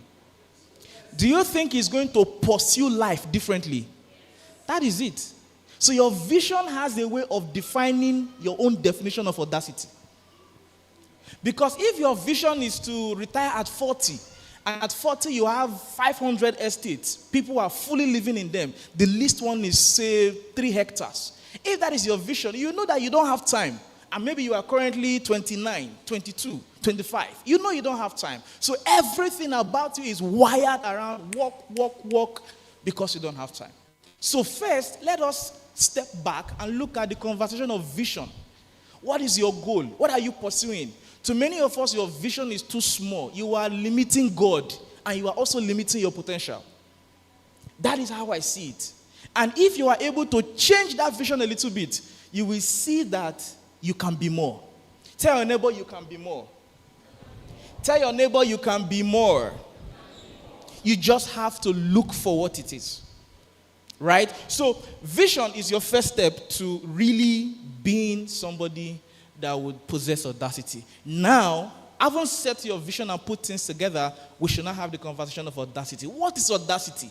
Audacity in simple English is being courageous enough to pursue that vision that you have set. Being courageous enough, having the belief system, being wired to know that no matter what it takes, you go rugged them. Are you with me? Are you still with me? That is audacity. And unfortunately, not many persons have it. And that is why the topic is very important. Audacity is what makes you do it regardless of the challenges in the sector. You see real estate, many of us want to be big in real estate, right? Many of us want to be big in real estate. You see that real estate, there are many times that you are going to feel like, who sent you? Yes. So many times you are going to feel like, I would have just been washing car and have my peace. Because the deeper you get, the tougher it gets. When you reach a certain threshold, everything moves smoothly. But you need to cross to the level of entering that threshold. It also doesn't mean, it doesn't mean that you should get into trouble because it is real estate. I did a video and somebody commented in the video and said, if police never arrest you for real estate, you never start. And I don't agree. Are you with me? That is a negative mindset. I have not been arrested. I've never been called to a police station since I started. Am I doing deep enough? Yes, I am. That is where certain things come into play, which I'm going to show us in a moment. Because you can have audacity and you are going the wrong direction. You want to go to Lagos, audacity will push you to Benin. So it's important that you have clarity as relates to where you are going so that you are not being audacious in the wrong direction. So audacity is very important. And let me just give you a couple of instances of audacity. All my life it has been a matter of audacity. I resigned when I was not supposed to resign from my 9 to 5. My salary at the time was 40,000 naira. It was crazy. In fact, that was during COVID. People were not sure of what January 2021 was going to be. But that was when I said I was done. I told myself I was going to work for only 2 years. Audacity is what made me to drop the pen, even though I was not sure of what my next meal was going to be or where the money was going to come from. Guess what? Around the period, I have saved up a lot of money so that I will be able to start life when I resign, since my boss was no longer going to be paying me salary.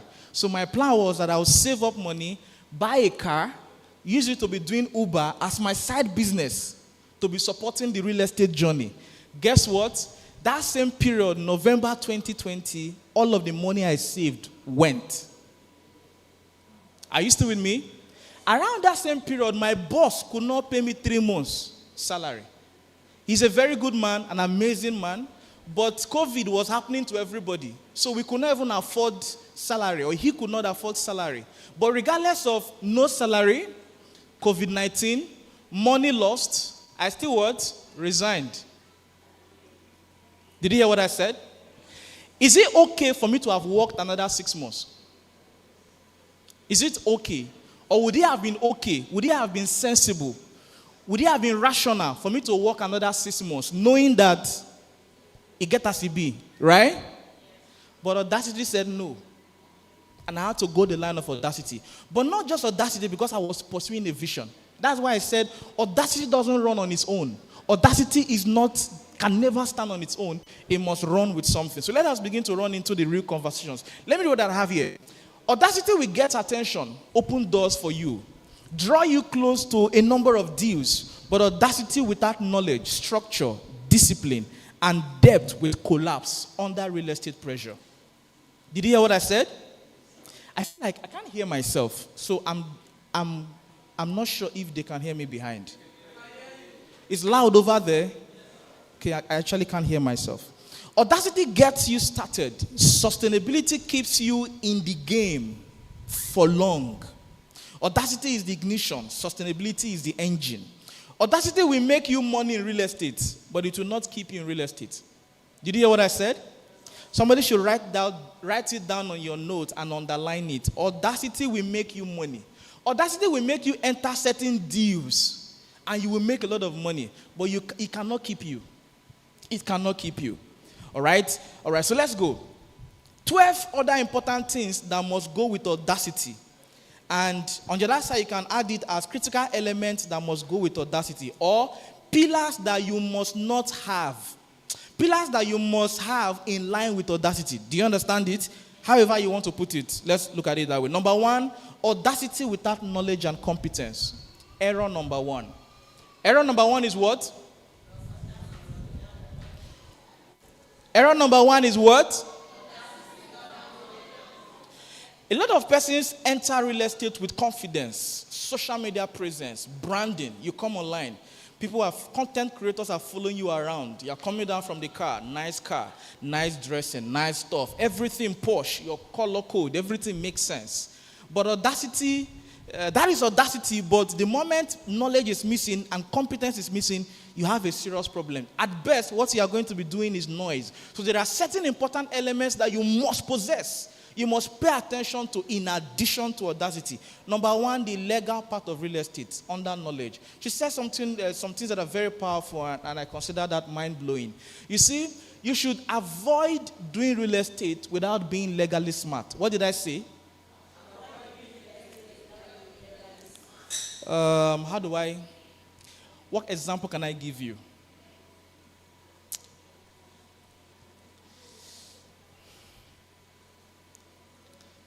Okay. I don't know the example that will make sense to explain, but what's coming to my brain is being guaranteed that you are entering a vehicle that is going to be running 200 kilometers per hour and there's no brake, there is no airbag. Your brake, your airbag, and all other safety measures that are designed to be in a car, that is how important law is to your real estate career. Do you understand me? Do you understand me? How many of you will feel safe driving a car without a brake? How many of you will feel safe? Let me see your hand. Some people can be. So nobody in this room will feel safe driving a car without a brake. The same way you should not be comfortable doing real estate without being legally smart. That is how important it is. Because even as you are just starting, you should be more careful, because if you are not careful and pay attention to the legal part, real estate, you're not going to even start the thing. Because your first deal, I heard this guy in Airborne say when I went to speak, and he was talking about how he just put, somebody was telling that there was a property available for sale, and he just posted it online, and in about a few days or so, the property was sold. And that was luck, right? That was luck, right? And he made, was it 2 million or 4 million or thereabout in commission? The question I asked was, what if that money you collected, wahala can't come out? What happens? That marks his end to real estate. Because, let me say this, we're on camera, so I am going to be as careful as possible. Do you know that if you sell a property, the agent, and wahala come out, the matter gets to EFCC, do you know it's the realtor they will call first? Are you aware? Are you aware? Yes. Why? Who can tell me why? Pass the mic. Tell me when my time is running. Once I have 15 minutes more, let me know.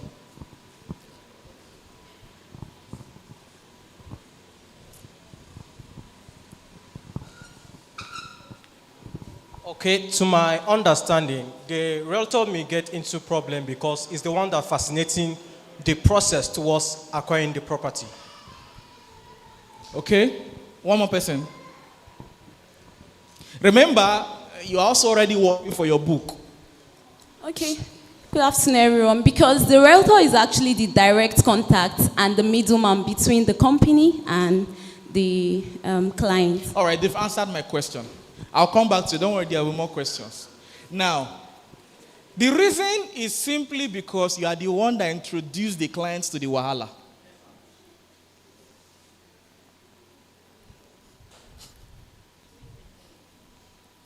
So, it becomes necessary, very important, that you look out for yourself first. I'm a developer, and I'm telling you categorically, I do everything possible to ensure that my property is safe, from the legal parts to everything necessary, right?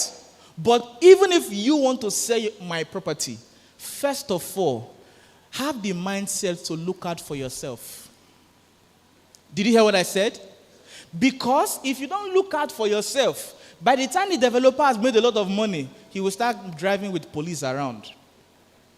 And at that point in time, at certain levels, he becomes untouchable. So the 100 million naira transaction that you did and went home with 5% is how much? 5 million. And went home with 5 million. You are not the one. That your 5 million is not even up to 5% of. That your 5 million is about 5% of the wahala that you now have. Are you still with me? Are you still with me? We should end here. So it's important that you pay attention to the legal part of the business. And some of those areas would be title verification. How do you know that the property is genuine before you sell? And then don't just know that the property is genuine. So I taught something in the last event that I attended, and I said that there are critical elements that you need to pay attention to under law. A property can be genuine and you will still be scammed. Because you must be able to connect the genuineness of the property to the genuineness of the document and to the genuineness of the person selling the property. Do you understand what I just said? Do you understand? Okay. It means that this property is genuine. 3 persons, quickly. 3 persons, just run down. 3 persons, quickly, just run down. 3 persons.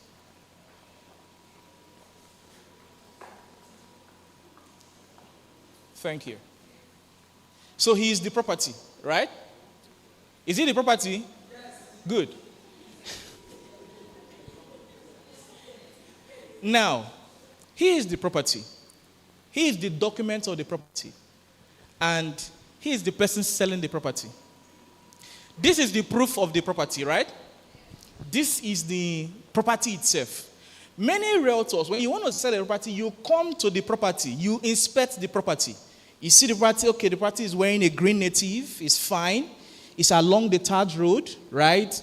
It's 5 minutes to the airport, right? In the heart of Gwagwalada, right? You've inspected everything about the property. In fact, the property has a cap, right? You see all of that? It makes sense. Now, the problem is that many realtors see that and conclude that the property is genuine. Is it genuine? Is it genuine? Yes. Is it genuine? Yes, it is genuine. He's a guy. He's a guy, Abi? Are you a lady? No, I'm a guy. So we have all concluded that the property is genuine. True? Now, this is the document of the property. The next assignment is to connect this document to the property. The problem is that one person should quickly come. They can use the paper of another document, the paper of another land to sell this genuine land. Are you with me? Are you with me? Yes. What did you say? Yes. You are with me? Yes. So, this is another document, Abi. Yes. They can use this document to sell this property to you.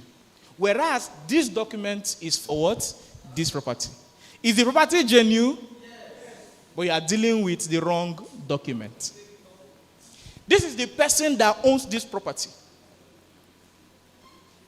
Now, they can bring another person to sell this property to you with a stolen document. Is it the document? Yes. Is it the property? Yes. But you are dealing with the wrong person. Does that make sense? Yes. Is it clear? Yes. I just did a simple mini legal masterclass for you. If you understand this, it solves more than 80% of your legal problems in real estate. Are you sure you understood it? Can they go back? Or you clap for me? So, the other things are due diligence, documentation structure, legal risk, and all of that. So, let us run. Understand what a CFO is, difference between a CFO, ROFO, deed of assignment, power of attorney, how to investigate root of title. I don't have time to teach us that. Understand the transaction process from the beginning to the end and all of that. Now, Audacity will bring you a lot of clients, but it is your competence that will keep them. Now, if you were a realtor, let me tell you a secret. One of the reasons that makes me to sell real estate consistently is that I have positioned myself as an authority by virtue of my knowledge. And by virtue of that knowledge, I put out certain kinds of content that only me can create. And those who learn from me. What kind of content are they? Legal content. And I asked this question the last time I spoke as well, and I mentioned that me being a lawyer, is it an advantage? Yes. Me being a lawyer, is it an advantage? Yes. I don't agree. It is my knowledge of property law that is my advantage, not being a lawyer. Do you understand what I said? Yes. Do you agree to that? Yes. Because there are many people who know the legal part of real estate now that are not lawyers. The moment you know it and you are able to push it and project it, they see you as the authority. They see you as an authority. That's it. There are many of my colleagues, I think this year will be 10 years at the bar. There are many of my classmates who are 10 years at the bar, don't know the real substance of a deed of assignment. I'm telling you facts. My colleagues still call me till today to ask me basic questions. Questions that the average realtor should be able to know. Why? Because law is very wide. There is entertainment law, there is sports law, there is criminal law, there is what kind of law? There is entertainment law, there is sports law, there are those who are their priority is police station. Charge and pay. So law is very, very wide. So one lawyer cannot know everything about law. If they arrest you, not call my name. Do you understand? That is me. I'm learned, but I'm not interested. If somebody murders another person, I'm not interested. No matter how much you want to pay me, I'm not interested. My area is property law. And if you are able to learn it and understand it, that's part of what is in this book. If you are able to learn it and understand it, you are already at advantage. And if you now move from just learning it to teaching it online, you will attract a special kind of client. Did you hear what I said? Yes. Is that the 15 minutes? And I've not started. She'd not even give me 15 minutes. She said I should round up.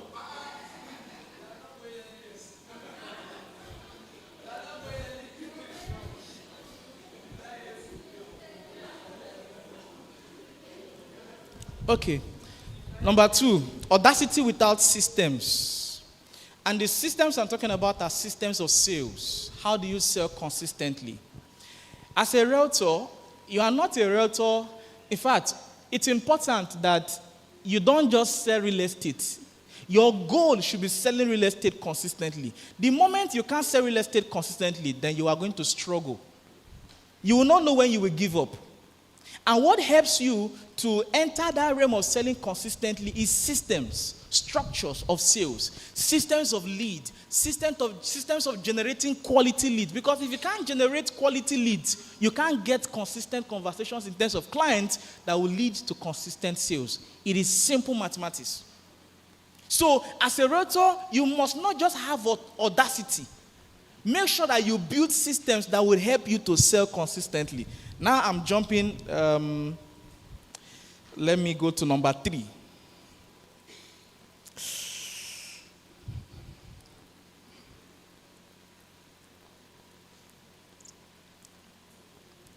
So let me just read the things I wanted to explain to you guys.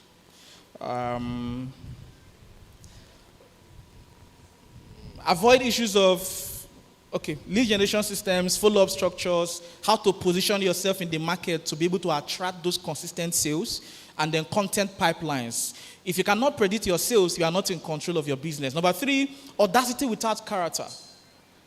Audacity without character.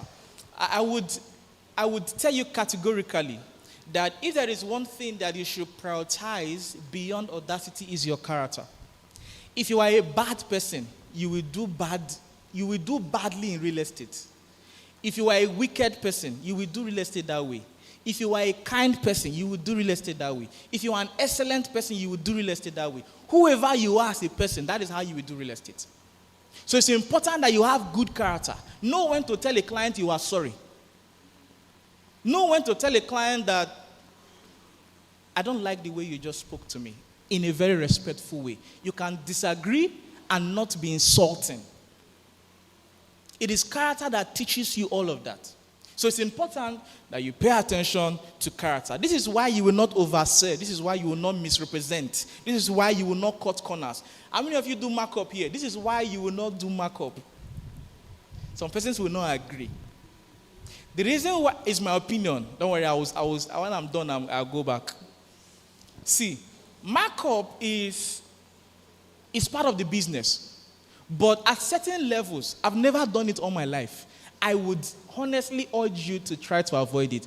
What it does is that it creates a disconnection of integrity between you and your client. It creates a disconnect. You don't know it, but it creates a disconnect. Soon enough, the client will find out that people bought that estate for 5 million and he bought it for 7 million. What do you think happens at that point in time? Your biggest strategy in real estate is being true to your word. If you are true to your word, clients will refer you with everything they've got. I have a group of clients. The way they refer me, I'm begging them, sir, please give me your account number. They say, no, Raymond, all you owe me is that my investments are safe. I have this crew of Reverend Fathers. If you have Reverend Fathers in your list as investors, you have made it. This set of people, they just refer you. And why they refer you is because of character. Number 4, audacity without financial discipline. Don't just have audacity. You need a whole lot of financial discipline. Don't make your first commission and go and buy hair. Don't make your first commission and go and buy certain things that are not necessary or move you to the next level in the business. It's important that you have, I was going to teach us on, okay, let me just read. When you start making money in real estate, don't inflate your lifestyle. Number 2, reinvest in the business. One mistake you should never make in the sector is selling properties to people and you are not investing in one yourself. As a realtor, that will be a serious mistake. That's why I said that being in real estate will not make you successful. Even as a realtor, you can be selling properties and you will not be successful and build wealth yourself. Because you are treating real estate as a commodity. It's important that you too, you are investing to build wealth. Stop doing videos every day to tell clients to come and invest and make money in real estate. And you too, you are not making money. The only money you are making is commission. And at that point in time, your commission becomes salary. And it can't take you far. Are you with me? Are you with me? Yes. It's like I've lost 2 people. That person is going to go home with my book, By Fire, by Force. Number 5, audacity without patience. Audacity without patience. So, the moment you start doing well in real estate, okay, let me quickly go back. The one thing I wanted to talk about here is scaling. Some persons here may already be doing well. Maybe in a month, you're already seeing 2 million, 3 million in real estate. Scaling is the next big problem. And for you to scale, you need to move to the realm where you don't just calculate money as commission. You calculate money as leverage. Did you hear what I said? Did you hear what I said? At that point, money no longer becomes cash. Money becomes leverage.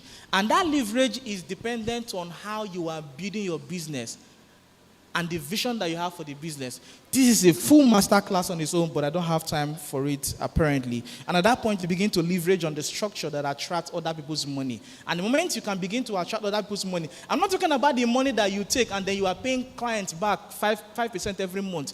Avoid that thing. It will kill your business before you start. Avoid taking money from clients and then you are paying them 10% every month or 5% every month. Avoid that thing. I've said it as I've said it, and it's important that you take it. The other part would be, number 5, audacity without patience. Now, the moment you start doing well in real estate, you are going to start attracting certain persons who are going to tell you to take a JV, take a land and build, or take this amount of money, or come and take this project. You must be careful not to rush into certain kinds of things, especially when you don't have the structure. Number 6, audacity without authority makes you fade away.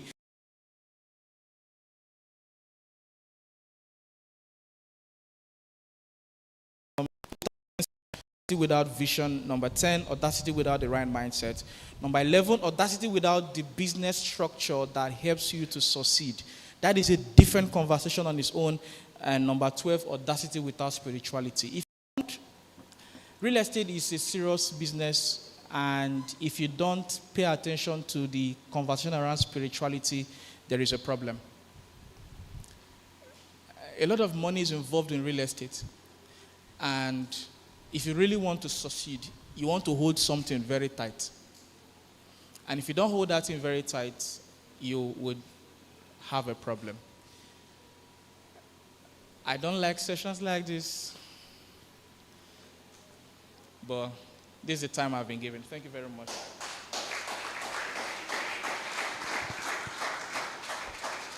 Thank you so much. A round of applause for Barrister Raymond, please. You can do better than that. Who are the 3 persons I'm giving my books?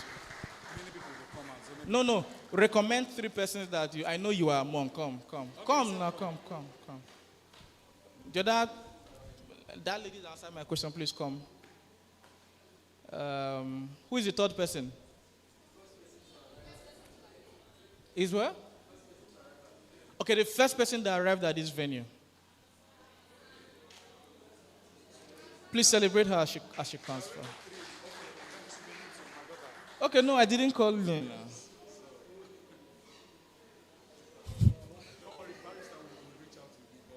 The other copies are available in case you want to buy. I can give you a discount. I can give you a discount, but they are the 3. Thank you. Please celebrate him. Okay. A round of applause. This is beautiful. Celebrate this achievement. This book is something that when you want to get, you have to spend some good money. Thank you, Barrister Raymond, for this kind gesture. Ladies and gentlemen, distinguished guests, we are coming to the close of these prestigious events. And one more time, let us celebrate the convener of this. Thank you so much, Barrister.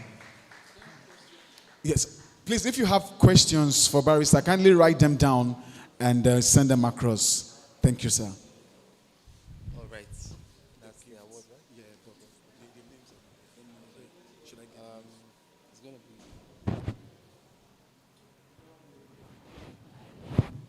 I need a staff. There's one that have...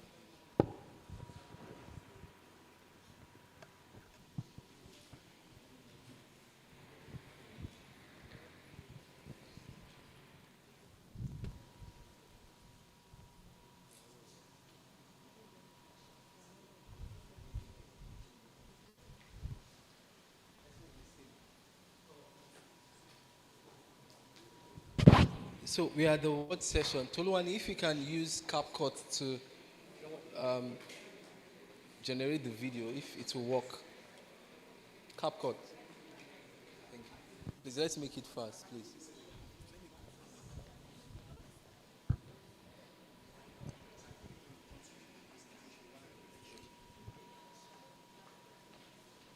Okay, so we are the award session. We're going to have Engineer Amza quickly come up to give to. Okay. All right. So these awards are to our guest speakers. We want to sincerely appreciate you for honoring our invite. It means a whole lot to us. So we'll be starting with Mrs. Oluwatosin Abraham. Okay. Just bring this up.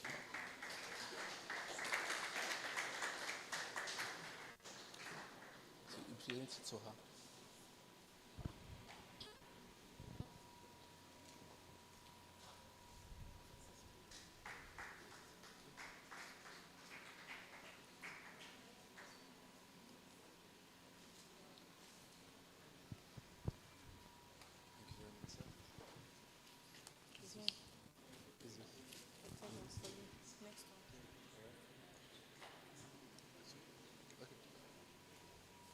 Let's be fast.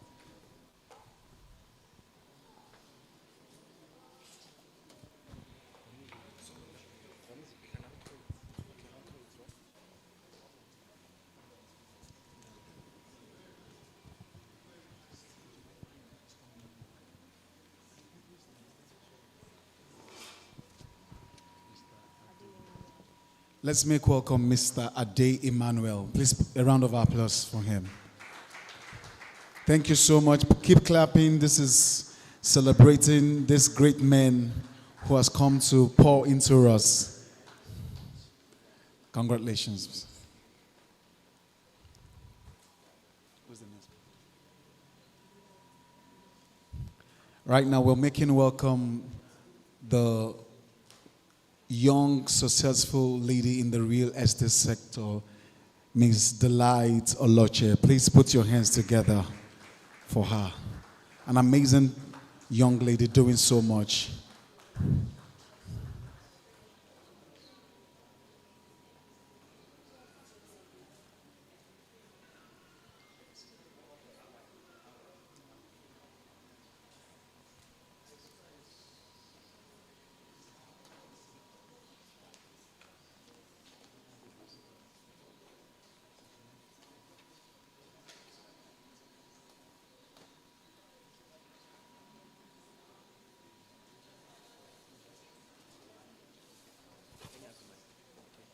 Okay, so this award is to Engineer Amza. Engineer Amza have been a strong ally of Ginormous brand. I just don't know how. I'm sure it was God orchestrated. There are some times we had issues with some compensation to do. It was on ground helping us to ensure that we succeed. Thank you very much, sir. This is us saying thank you.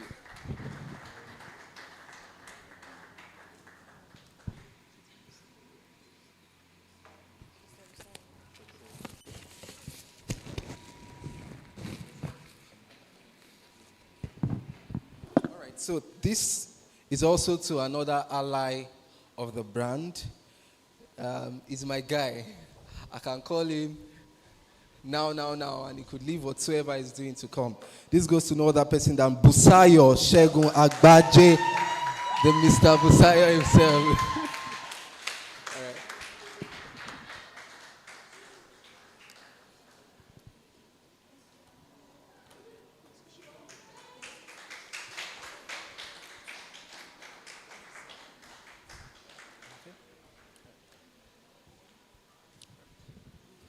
Thank you very much, sir. Thank you, sir. Thank you, sir. Okay. All right. So I would also present this. Okay. I count this a privilege to present this to Barrister Raymond for. Actually, I told him something when we went to his office. I've actually been following since I was in the university, and this is like a lot. Thank you so much for honoring us. We really, really appreciate it. Thank you so much, sir.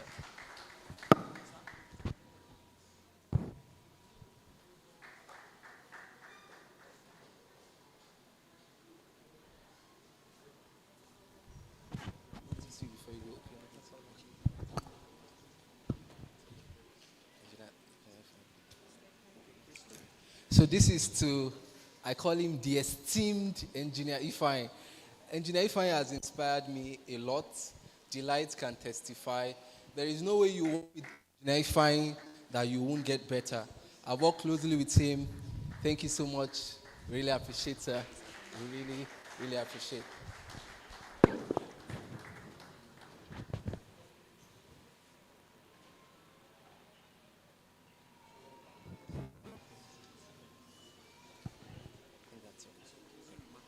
Okay.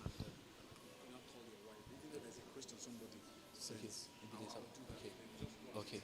All right. So we're about to wrap up, but I just saw this. Let me quickly talk about this. If you remembered, I said I met Mommy's daughter through an ad online.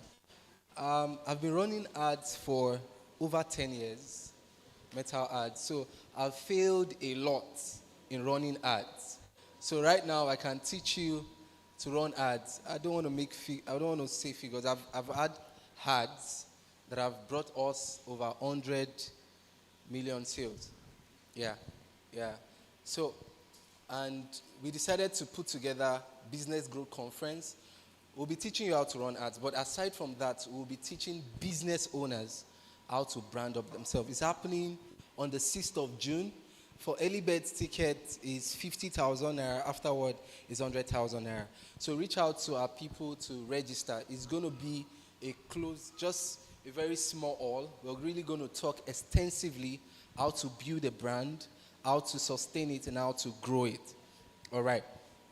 Then, before we do take the closing remark, I still want to talk a little about the book we launched not too long, Second Chance. All right, I want to urge us to get a copy. Get a copy. It would really inspire you a lot. I shared the story how from one chance I got a second chance. All right. If you get that, you do. It was a terrible experience, and I explained in details how it was. All right, and how all that I learned from it. So please, I encourage you to get a copy. After today, it's going to be selling for 20,000 naira. Now, I want to call on SBG for the closing remarks. SBG, I call her my sweet baby girl. Yeah, that's what SBG means. Right, sweet baby girl. Please walk up fast so that we would. I'm calling on my wife to give us her closing remark. Okay, you didn't catch. Oh, if you didn't catch it. Oh, sorry. Okay.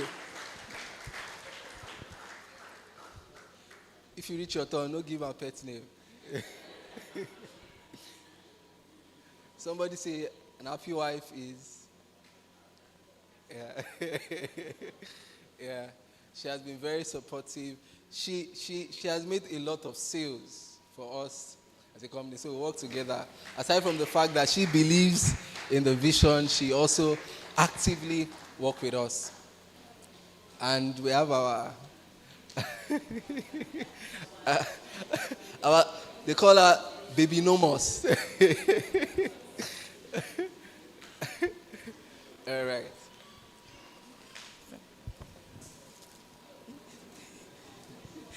Good afternoon, everyone.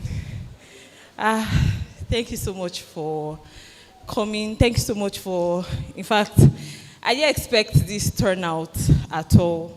I didn't expect it.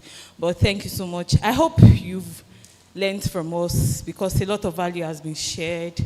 And the room was loaded at the point. In fact, I was so impacted by everything Engineer Ifeanyi said. He spoke from the place of a mathematician, which I am. So I understood what he was talking about when he was talking about metrics and measurement and the rest of it. Then the panel session, even our last speaker too, I learned a lot. We'll be having more of this program. I hope you guys will keep turning up. And also, if you are looking for a brand that has value, integrity, and honor, Ginormous Investment is the brand for you. The brand to work with, the brand to partner with, the brand that will not fail you, the brand that is very, very, very consistent and will put you first. We are not all about making money, but we'll put you first. Customer satisfaction is top-notch for us. Our sales partner, in fact, their satisfaction, it is very, very, very top-notch. And we always have sweet and amazing deals for people. So thank you very much for coming out. Thank you very much for knowing us. We are happy to know you. At least all of you are very beautiful, looking very fine and all. I hope to see you in our next summit. Thank you so, so much. God bless you.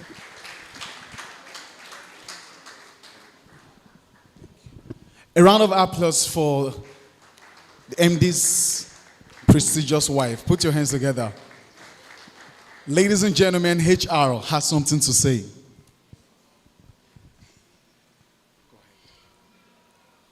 So, on behalf of everyone, okay, we want to present this award to our MD, Mr. Otega Oluwaseun, the convener, the prestigious, the trusted, one and only Mr. Otega Oluwaseun. Wow, when you have beautiful staffs, MD is not aware. MD was not aware of this. This is beautiful. MD, you're doing a good job. Your staff's amazing. Ladies and gentlemen, distinguished guests, we have questions, but we'll take these questions after we close. We're almost out of time, but right now we are wrapping up this event. And I want to thank you for coming from everywhere. Thank you to all our esteemed facilitators. You are amazing. We are grateful. Thank you, our distinguished guests. Thank you, stakeholders. Thank you, everyone, for coming. Just to end, let us make welcome Engineer Bala for the closing prayer. Engineer.